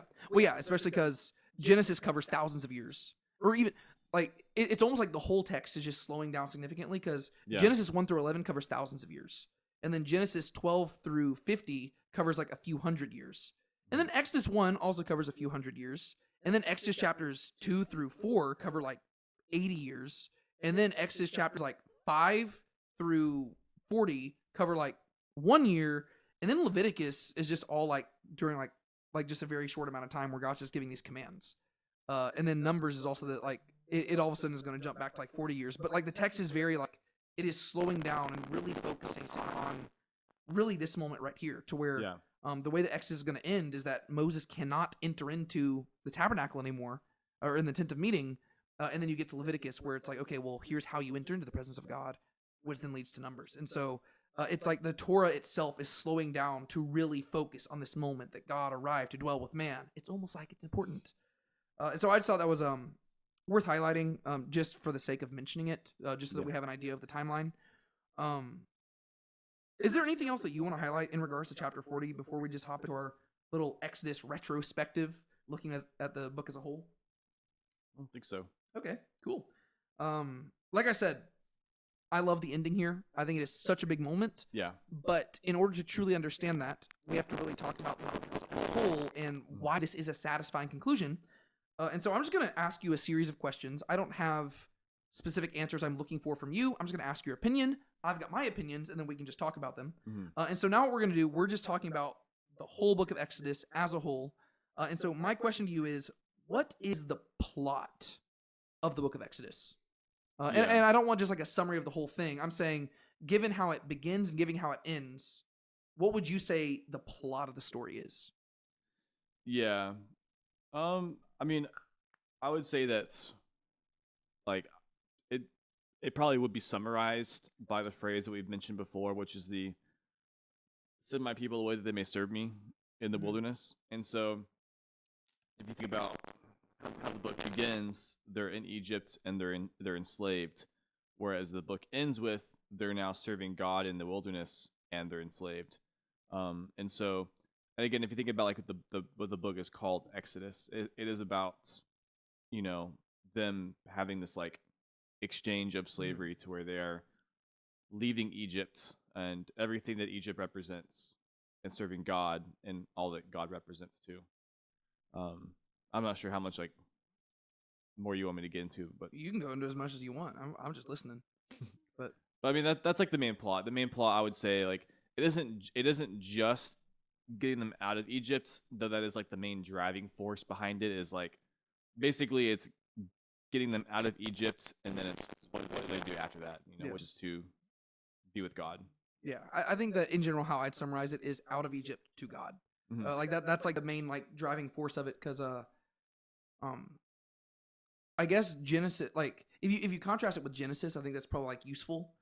Because if you look at how Genesis begins and ends, it's very weirdly structured to where it begins with the creation of everything and it ends with a guy dying in Egypt. And you're like, what's going on here? And so you have to argue that like the plot of Genesis is about a lot more than simply how did the world come to exist? Really, I would argue that the plot of Genesis is asking, why did Israel need to exist? Yeah. Right?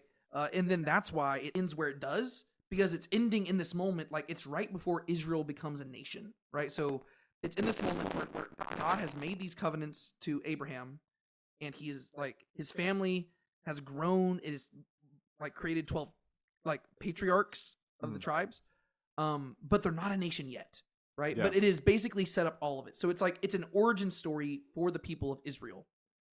And then you go to Exodus, and you have to figure out, okay, but how did that family become the nation of Israel? And I would argue that that's really what Exodus is telling you, right? So Genesis is saying, why did Israel need to exist? And then Exodus is telling you, how does Israel exist? If that makes sense. How do they come to exist? Yeah. Yeah, like how did they actually become? To where it's like Genesis is the why and Exodus is the how. To where Exodus begins with them enslaved under a harsh oppressor of a master.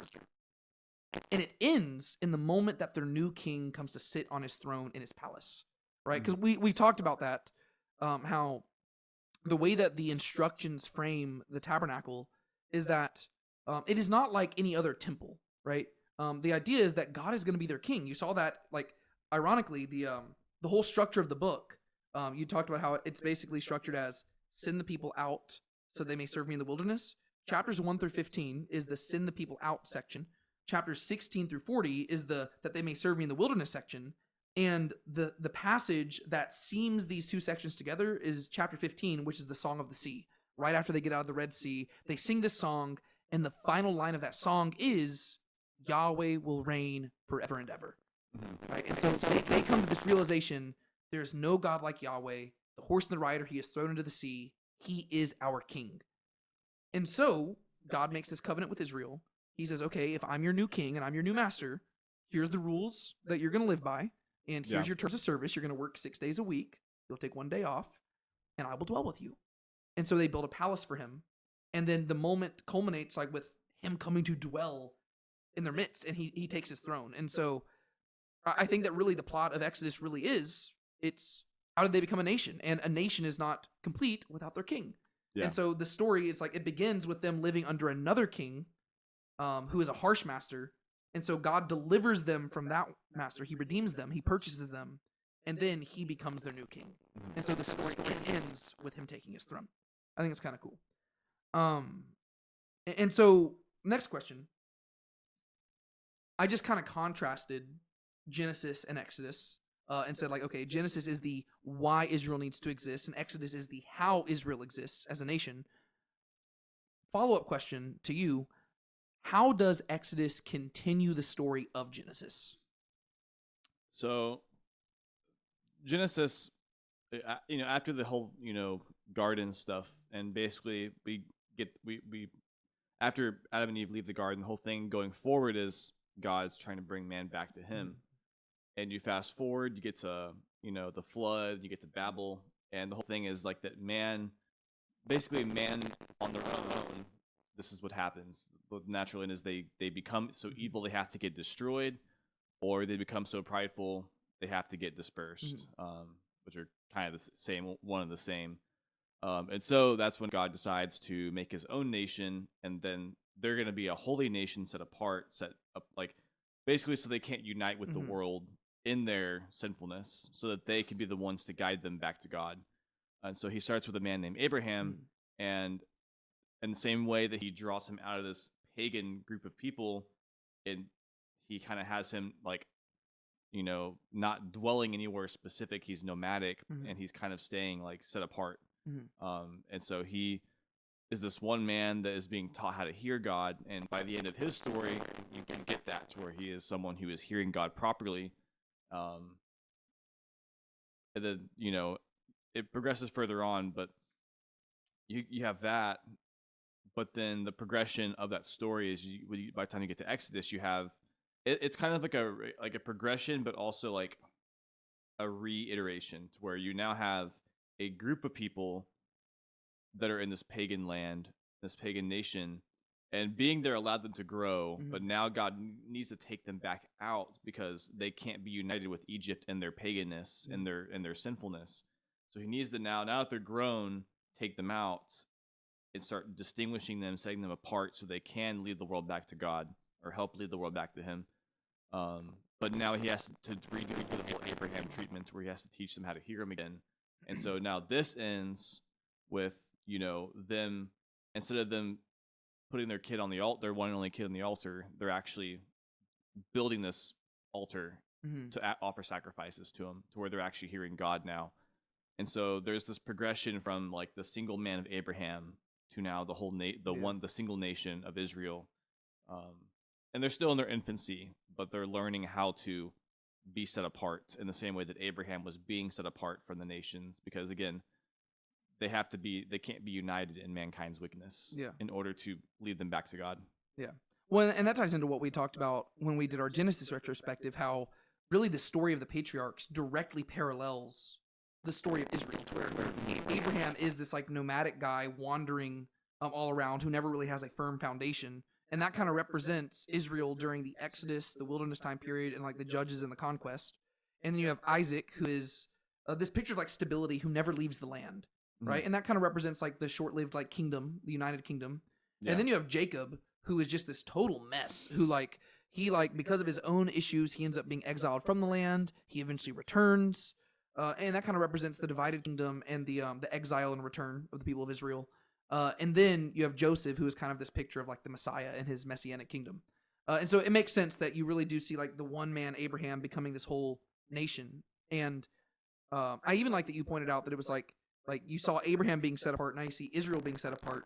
That's actually how I was going to kind of classify it, to where I guess Genesis is the story of how Israel became a family, and then Exodus is the story of how Israel became a nation, and then that's going to lead into Leviticus, which is the story of how Israel became holy, right? So it's like it's how they became set apart, to where it's like you see this like it's things are beginning to unfold to where like he takes one man, he makes a covenant to them, and he makes them a nation, or well like a family, right? But then through that family, he said he's going to make a mighty nation. Well, you see that in Exodus, to where opening chapters, that family has become a nation, but they're not God's nation yet, right? They're slaves living under a foreign oppressor.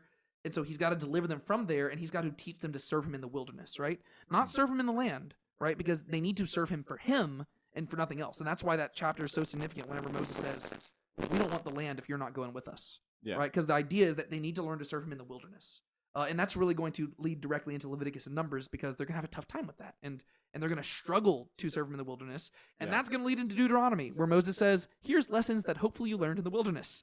And so you do get to see this like grow, like this slowly unfolding story.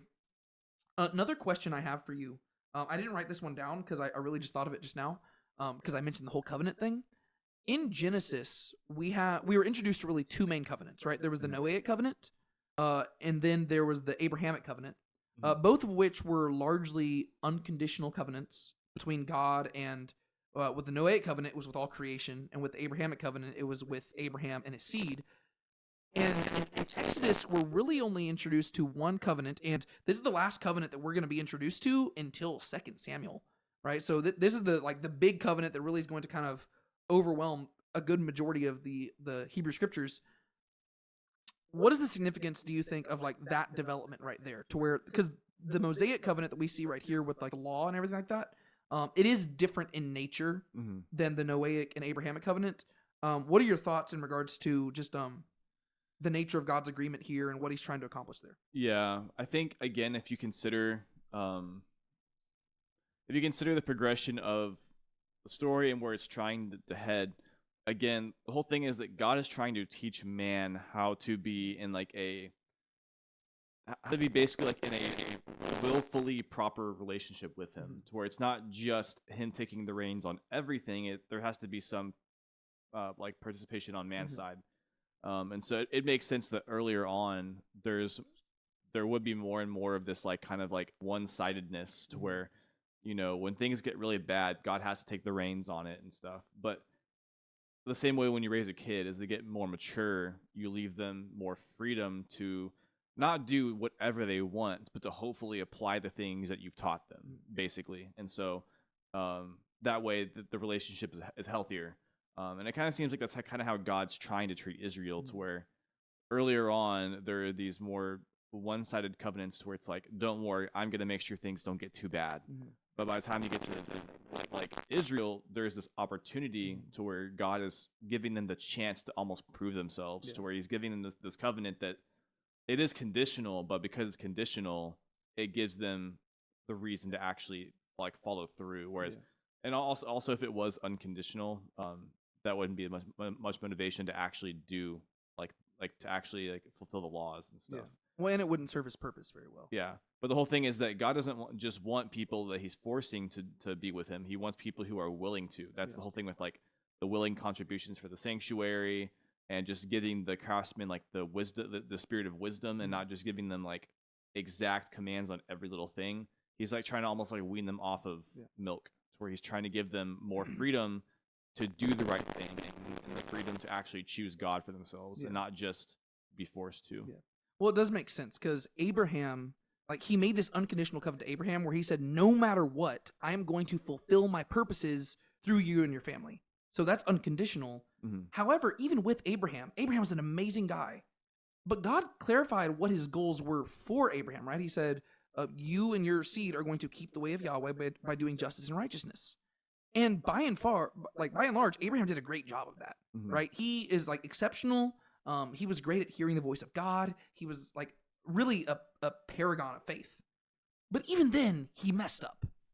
And as you look at the following generations, it only gets worse, right? To where Isaac, he's not horrible, but he's just basically a shadow of his dad. Jacob is pretty bad. And then his sons get even worse, except for Joseph. Joseph's like an outlier, right? But what we see is this trend towards apostasy and towards sin that we saw as early as Genesis chapters 3 and 4, right? To where we get to see that as time passes, these paragons of faith begin to dwindle and sin begins to take hold. And so God makes this unconditional covenant to Abraham and says, I'm going to do things through your family, and that's how things are going to be. But now that one man has become a nation, the question becomes, how is God going to do that? Because as nice as it would be if everybody was like Abraham, the whole reason God's having to do something through Abraham and his family is because people aren't like Abraham, right? The thing is, most people are not like that. Most people are going to do what's right in their own eyes. And so while Abraham is exceptional, not everybody's like that. And so now the question becomes, how is he going to actually fulfill that covenant to Abraham?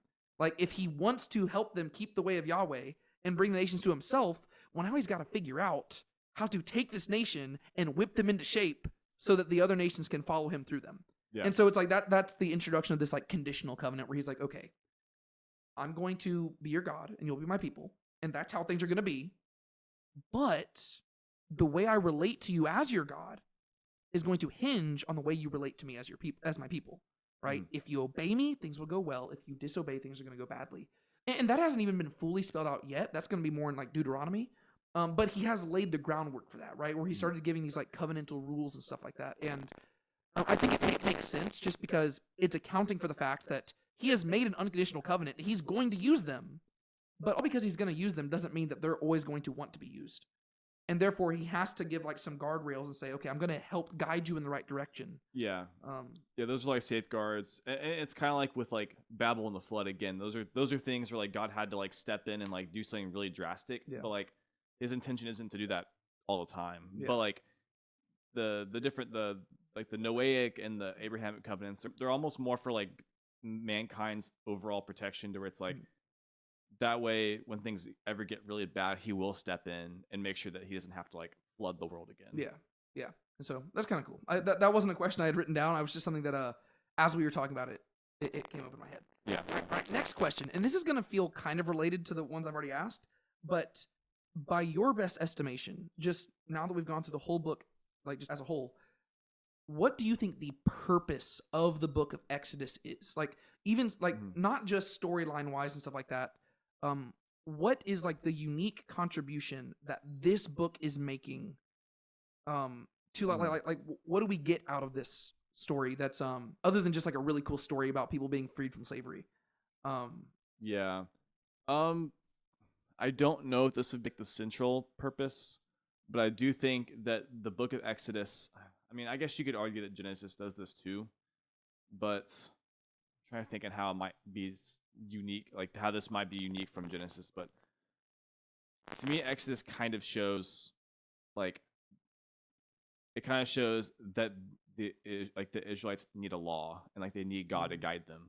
And like, I guess with Genesis, you see that in things like the flood in Babel, to where like you saw like where mankind went without having like just on their own. That's what happens. Like whereas in Exodus, you see, like you kind of see it from like a slightly different perspective, to where you have both the people of God, but they're in slavery in Egypt, but also after they're freed, they're being given commands, but like they like they don't have Moses there with them at the time, and so like you see like what happens when they don't have like a king or like an authority figure like there to like guide them, to where I don't know exactly how to put it in words, but there is this kind of like it kind of shows again that they need like laws to help guide them on how to be set apart, and that's what would introduce us to like Leviticus and Numbers and stuff. That makes sense.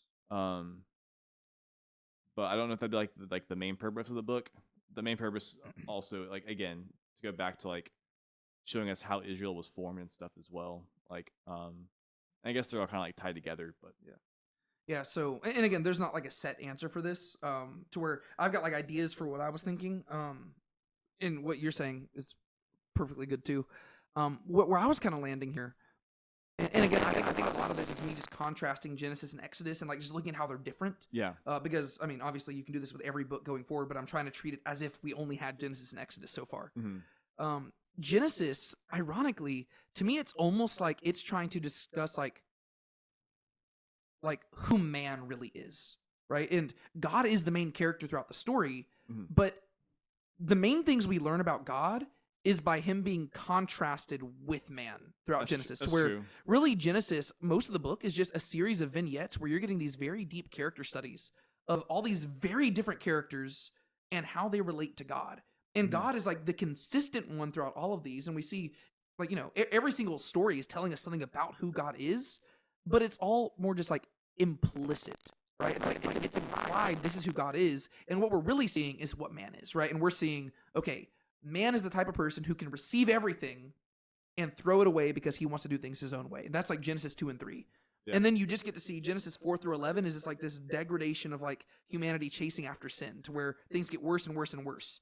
And then you have, again, you get to Genesis 12 through 50, which is Abraham, Isaac, Jacob, Joseph, and Judah. And you get to see these various different characters who they're all very different. And some people like Abraham and Joseph, they relate to God very well. Some people like Jacob and Judah, they really struggle. Some people like Isaac, they're just like kind of mediocre all the way. But they all have like the common issue of like sin and rebellion. And in some way, they do have this element of like faith. And so like I feel like Genesis is really exploring who man is, and therefore what's keeping him from God. Whereas I think that the main purpose of Exodus, from my perspective, is it's finally revealing who Yahweh is, right? Where I can see that. We were introduced to him in Genesis, but it's not until Exodus that we're really introduced to like, oh, okay, now we see who he is. And I think that there's like textual like support for that, mainly because one of the phrases that we see repeated, I think I counted it at some point. I don't think I wrote it down. I probably put it on my notes somewhere here. But the phrase that's repeated again and again and again throughout the text is, "Thus you shall know that I am Yahweh." And it's like, "Thus the Egyptians shall know that I am Yahweh. Thus you shall know, Israel, that I am Yahweh. I know that you do not yet fear Yahweh. Thus you shall know that the world belongs to Yahweh." And there's like this repeated phrase again and again throughout the whole book. "Thus you shall know that I am Yahweh." So it seems like God is really emphasizing, I want you to know who I am. And then even if you look at just like the frame of the story, the way it begins is, you know, you have like the setting of it all in Exodus 1 and 2, where you have like the Israelites being in bondage and stuff like that. But the story really gets moving in chapters 3 and 4, the burning bush. And that's where God shows up. And Moses says, like, what if I go down there and like people ask like, who sent me? And God says, I am who I am. By my name, Yahweh, I shall be known. Then you jump forward to chapter 6, whenever Moses is actually there in Egypt. And God says, I did not reveal my name, Yahweh, to your fathers, but I'm revealing myself to you. And so God himself is indicating at the beginning of the story, I'm about to reveal myself to you in a very special way. Yeah. And then you have the plagues, and then you have the Passover, and then you have the Red Sea. And through all of this, God is saying, you shall know that I am Yahweh. You shall, like, so you're supposed to be learning who Yahweh really is. And then you fast forward to where God gives these commands. And these commands seem to serve the primary purpose of revealing the heart of Yahweh, to where he makes his covenant and you say, oh, he wants a people to be his. He wants them to be a kingdom of priests and a holy nation. And that's because he is a holy God. Mhm. And then he begins to say, okay, do not murder, do not commit adultery, honor the Sabbath. And he's giving these commands of like various things that reveal what he values, right? Do not boil a goat in its mother's milk, right? It's like all these various things where you're like, interesting. Take Yeah. care of the sojourner. You were a sojourner. And so you're learning this is who this Yahweh figure is, to where the things that were implicit in Genesis are now explicit in Exodus, to where he is explicitly saying, this is who I am. I see. And then he says, and I'm a person who wants to dwell with you. So here's the instructions for the tabernacle. And then Moses goes down to deliver these instructions, and the people have started worshiping another God. And God says, that is not who I am. And you obviously do not know who I am, and therefore I'm going to destroy you. And Moses says, God, they might not know who you are, but I do. And I know you're somebody who cares about your glory, and you're somebody who cares about your people, and you're a person who cares about your covenant. So forgive them. And God says, all right, you do know who I am. But he says, okay, I'll give you the land, but I'm not going with you. And Moses says, no, I know who you are. And I know that the goal is to be with you in the wilderness. And so if you're not going, we're not going. And God's like, okay, I get it. So like you get to see that the recurring theme is even if Israel doesn't know who God is, Moses does. And Moses is their leader. And that's his whole job is to lead them there. And then it culminates in this big moment where Moses says, show me your glory. And God says, no man can see my glory and live. However, I will make my name pass before you. And so that's that callback to the beginning of the book where he had said, I did not make my name known to your fathers.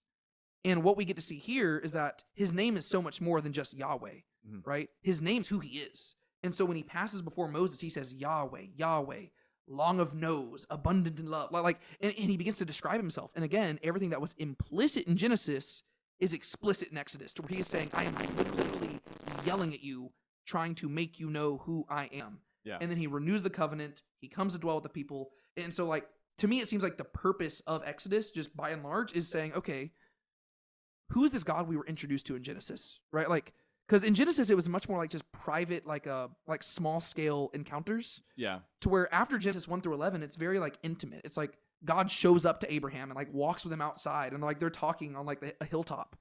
Whereas in Exodus, God is like flexing his muscles and showing you like, this is who I really am.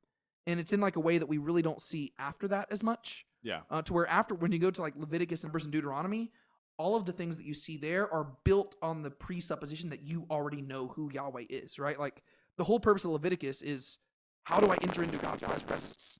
Well, you only ask that question if you realize that you can't just walk in, right? That's Which true. in Exodus 32, they did not understand that, right? They were just making a golden calf and like treating it like it was Yahweh.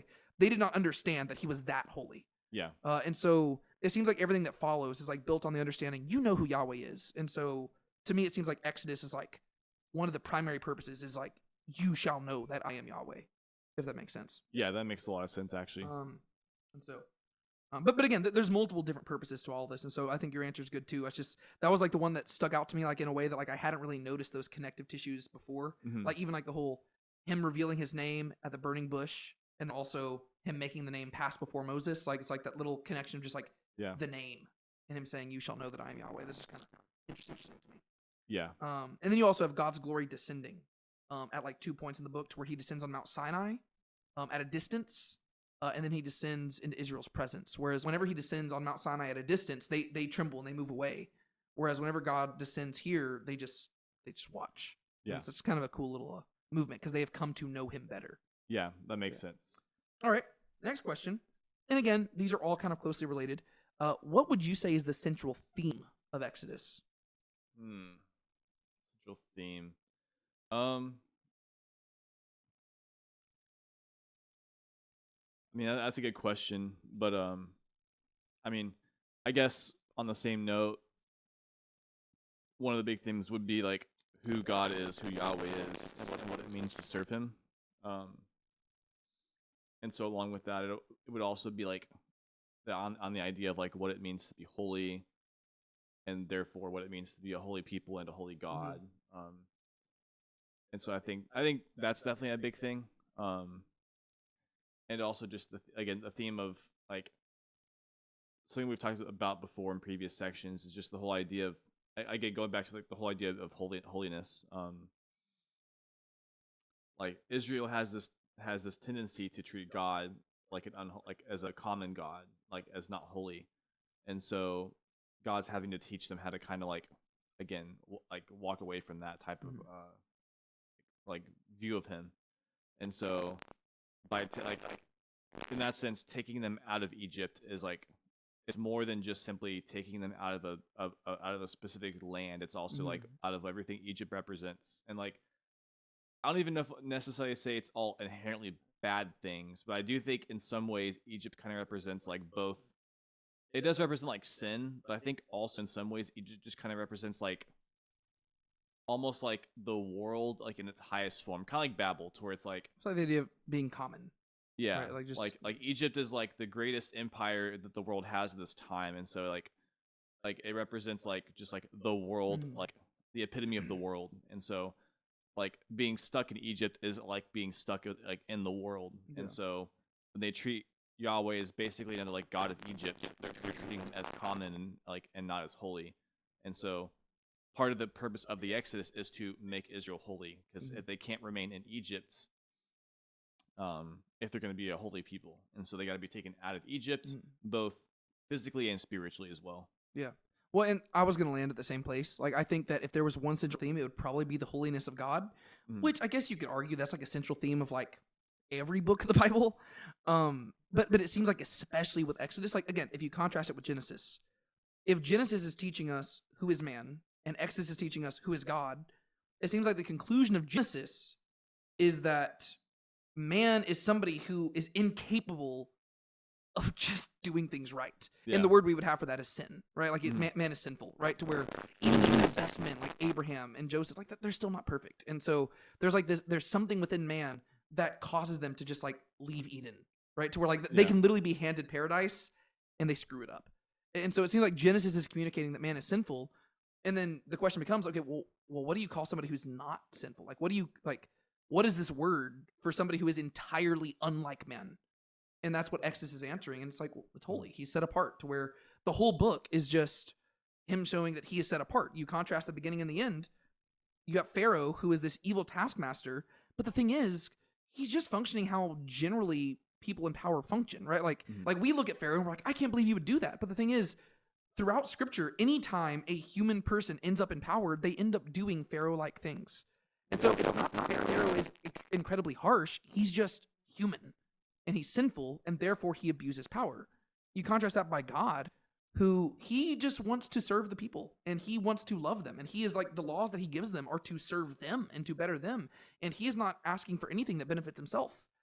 And so you have this contrast where he is not like Pharaoh. He is set apart. And then you get to like the burning bush, and he says, Moses, take your shoes off. You are on set apart ground. And it's like, you can't even be in his presence without like, you have to like strip away something of yourself to be there. Yeah. And then Moses is trying to get out of like he's trying to come up with all these excuses for why he doesn't want to go down to Egypt. And God doesn't God has plenty of excuses why he should not care about the people of Israel, but that's unthinkable to him. To where he's like, no. Like we're going down to Egypt, whether you like it or not. And so it's like, you see that God's also unlike Moses, right? To where he is entirely set apart. And he's like, no, I'm committed to these people. Whereas like you got the idea that Moses was kind of committed to trying to save them until things went poorly for him. To where like he was trying to defend them, and then like they were like, oh, are you gonna like are you the judge over us? And then he just like fled. To where it seems like Moses cared about the people, but only a little bit, so that he was kind of like this wannabe savior figure, but God's the actual savior. To where he's unlike Moses. Then you fast forward to the plagues, and the magicians, they're trying to replicate all these things, and God's like, I am not like your gods, right? And like you can try your all secret arts to try to replicate things, but eventually you're gonna have to acknowledge this is the finger of the Almighty. Yeah. And eventually, like, he silences the magicians, and he silences Pharaoh, to where they realize, oh, like, this God is not like our gods. But then he has to get that into Israel's head as well, to where Israel, like, you know, he's like, I don't want to send them by the way of the Philistines because they're going to get scared and run away. He says, I'm going to send them to the Red Sea, and I'm going to show them I am not like anybody else's gods, right? To where by the time they get to the other side of the Red Sea, they're like, oh, who is like you amongst the gods, O Yahweh? And they're celebrating, okay, he is holy. But even then, they have a tough time grasping that, because just as soon as they get out of the Red Sea, that Red Sea experience goes away, and they begin treating him like he's normal, to where they say, oh, is God really amongst us? Did he bring us out here to kill us? And so he proves to them time and time again that he's different. And then he proves it even more by being like, I'm going to make a covenant with you, and I'm going to like actually like like interact with you in a way that no other gods do. And so he's showing that he is holy. Yeah. And then he says, you know what? To prove to you how holy I am, I'm going to come dwell with you. And he starts giving all these instructions for like this elaborate tent that's just super holy and super special, but they still don't get it. And that's where you get Exodus 32 to 34. They're treating him like he's common. And he's like, no, I'm holy. I'm different. I'm set apart. And then finally they get it at the end of the book. And so like literally the book ends with him dwelling there. And it says that Moses was not able to enter. So Moses, he's the one who gets God the best. And even he can't enter in. And so I think that there is a good argument, like you were saying, that the central theme is the holiness of God, to where that might be true in other books as well, but it seems like that is like the central theme of Exodus. It's like that, okay, Genesis is who is man? Well, he's sinful. Exodus is who is God? He's holy. And so that leads to Leviticus. Okay, well, how do a sinful man and a holy God dwell together? It's like, well, there's going to have to be something that changes. You have to be clean and holy, and you have to make yourself holy. That's going to kind of pave that way for that. Yeah, if you took Exodus out, that would be what you'd probably miss the most. Yeah. If you went straight from man is sinful to how do you approach a holy God, you're like, wait, Exodus is kind of what bridges that gap. Yeah, that makes sense. All right, final question I have, and then if you have any other ones, we can do that. But if not, we can just wrap this up. Why is the book structured the way it is? And while you're thinking of an answer here, I'll kind of break down the structure. I kind of mentioned it earlier. There's really two main sections to this. And again, we've said this several times throughout the podcast, but it really comes down to that phrase that Moses said on behalf of God to Pharaoh: send my people out that they may serve me in the wilderness. Right? Chapters 1 through the end of the Song of the Sea in chapter 15, that is the send my people out section. And then the back half of chapter 15 through the end of chapter 40 is the that they may serve me in the wilderness section. And really each of those sections kind of splits into three separate sections, to where chapters 1 through 4 are really like an introduction to just like the bondage in Egypt. And then chapters 4, like I guess 5 through, I want to say like 12 is like the plagues and the Passover stuff. So that's like the affliction of Egypt proper. And then you have chapters like 13, 14, 15, which is the actual Exodus, like basically leaving Egypt and approaching the Red Sea, right? So that's like the first section. And then the second section also breaks into really three sections, to where you have chapters like 15, 16, 17, and 18, which is just their wanderings in the wilderness, and they're like being tested in the wilderness on the way to Mount Sinai. And then you have chapters like 19, 20, 21, 22, 23, and 24, which is this covenant they make with God at Mount Sinai, where they actually, like, that's like the official Mosaic covenant where he declares them his people. That's like the marriage supper between Yahweh and Israel. And then you have this final section, which is chapters 25 through 40, which is the tabernacle section. But then that section is kind of weird because you have this like 3-chapter thing in the middle, which kind of just breaks it up. And that's the golden calf story, to where this final section is like the whole sandwich of instructions, golden calf, construction. Yeah. And so it's like you've got these two big sections, each of which are 3 sections in the middle. And then like the last section of all like is like broken up. My question to you is just, why is it structured like this? Because it's also just very weird because chapters 1 through basically 19, I guess you could almost argue 24, are narrative. And then 25 through 40 are much more just like, I guess really 19 through 40 are much more just like covenantal. So my question to you is, why is the book structured the way it is? Because it's very unorthodox, I guess you could say. Yeah, that is true. I guess I'd have to like almost look at it more, like, or think about it more, but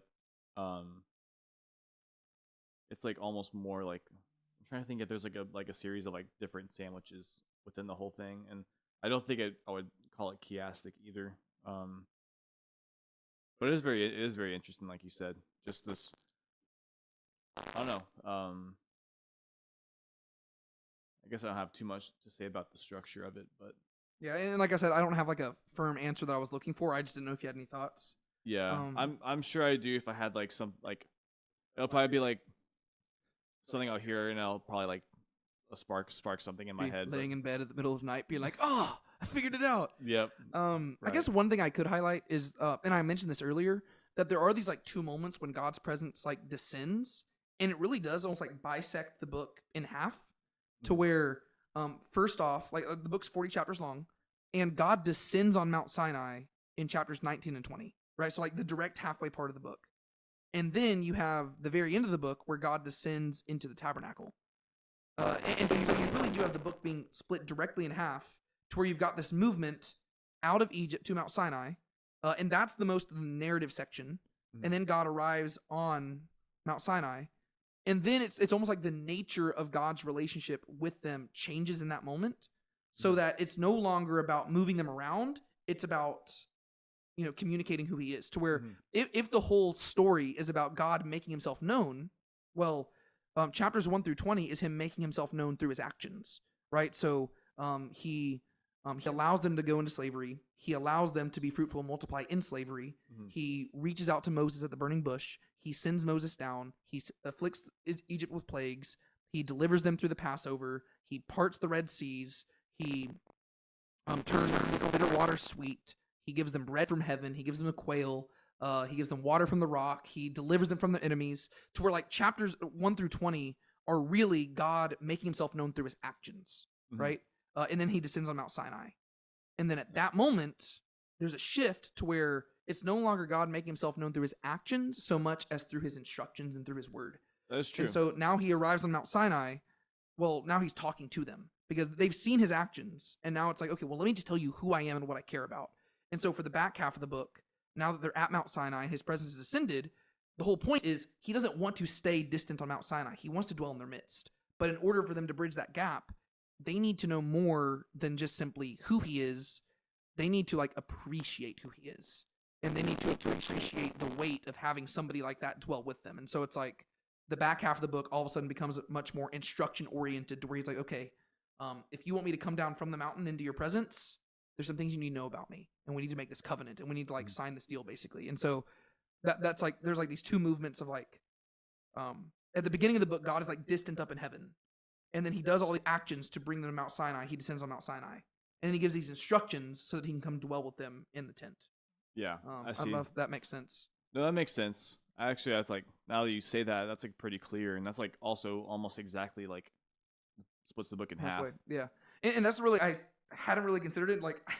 This is me just being nerdy. I had drawn out this little graph for myself right here, at the end of Exodus. And I was and I was just noticing it as I was documenting certain events. I was oh, that literally splits in half here, to where it just it works out really well, to where it's God's defined by His actions in the first half, and then by His instructions in the second half, and it's to move from heaven to Sinai to earth, and Sinai is this middle ground between heaven and earth, which is why in that middle section Moses is always going up and down the mountain, right? To where it's he's going from earth to the middle ground between heaven and earth. It's just kind of a cool little connection there.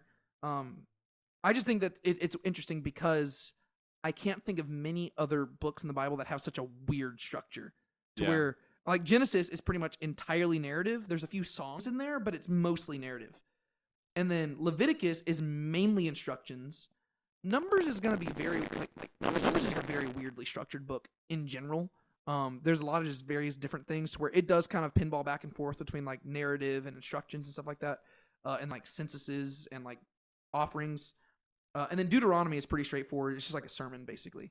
And then once you get to Joshua and everything, after that, it's narrative for a while. But Exodus is just very weird because it's half narrative, half instruction, and you don't really see stuff like that.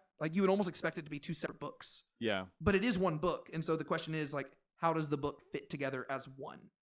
And so that was just what I was trying to kind of wrestle through there. But yeah. So any other thoughts that you have that you'd like to share? Nothing on the top of my head. I like you said, I think it's kind of cool that I think God does this elsewhere, but He does kind of tend to what's the word? He precedes His instruction, He precedes words with actions. So He always will do actions first and then words. Even in Genesis, He does the first half is more actual. It's not more action based, but He does more drastic things. I've been mentioning Babel and the flood a lot, but He'll do things like that to show kind of to show who He is. But then when He gets to the patriarchs, that's when He starts talking more. It's more instructions. Yeah. Well, it's kind of what you see in the New Testament when it says we love because He first loved us. If God just showed up and started giving instructions, they would say, why should we listen to you? Yeah. And it's well, He showed them who He is, and now He's now will you listen? It's that makes more sense.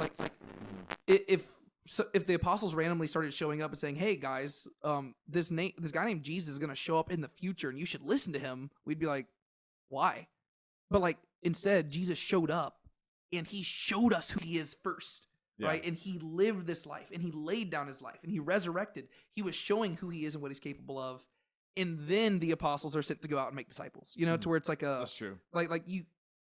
You can't just like show up and expect people to listen to you. You have to demonstrate that you are somebody worth listening to.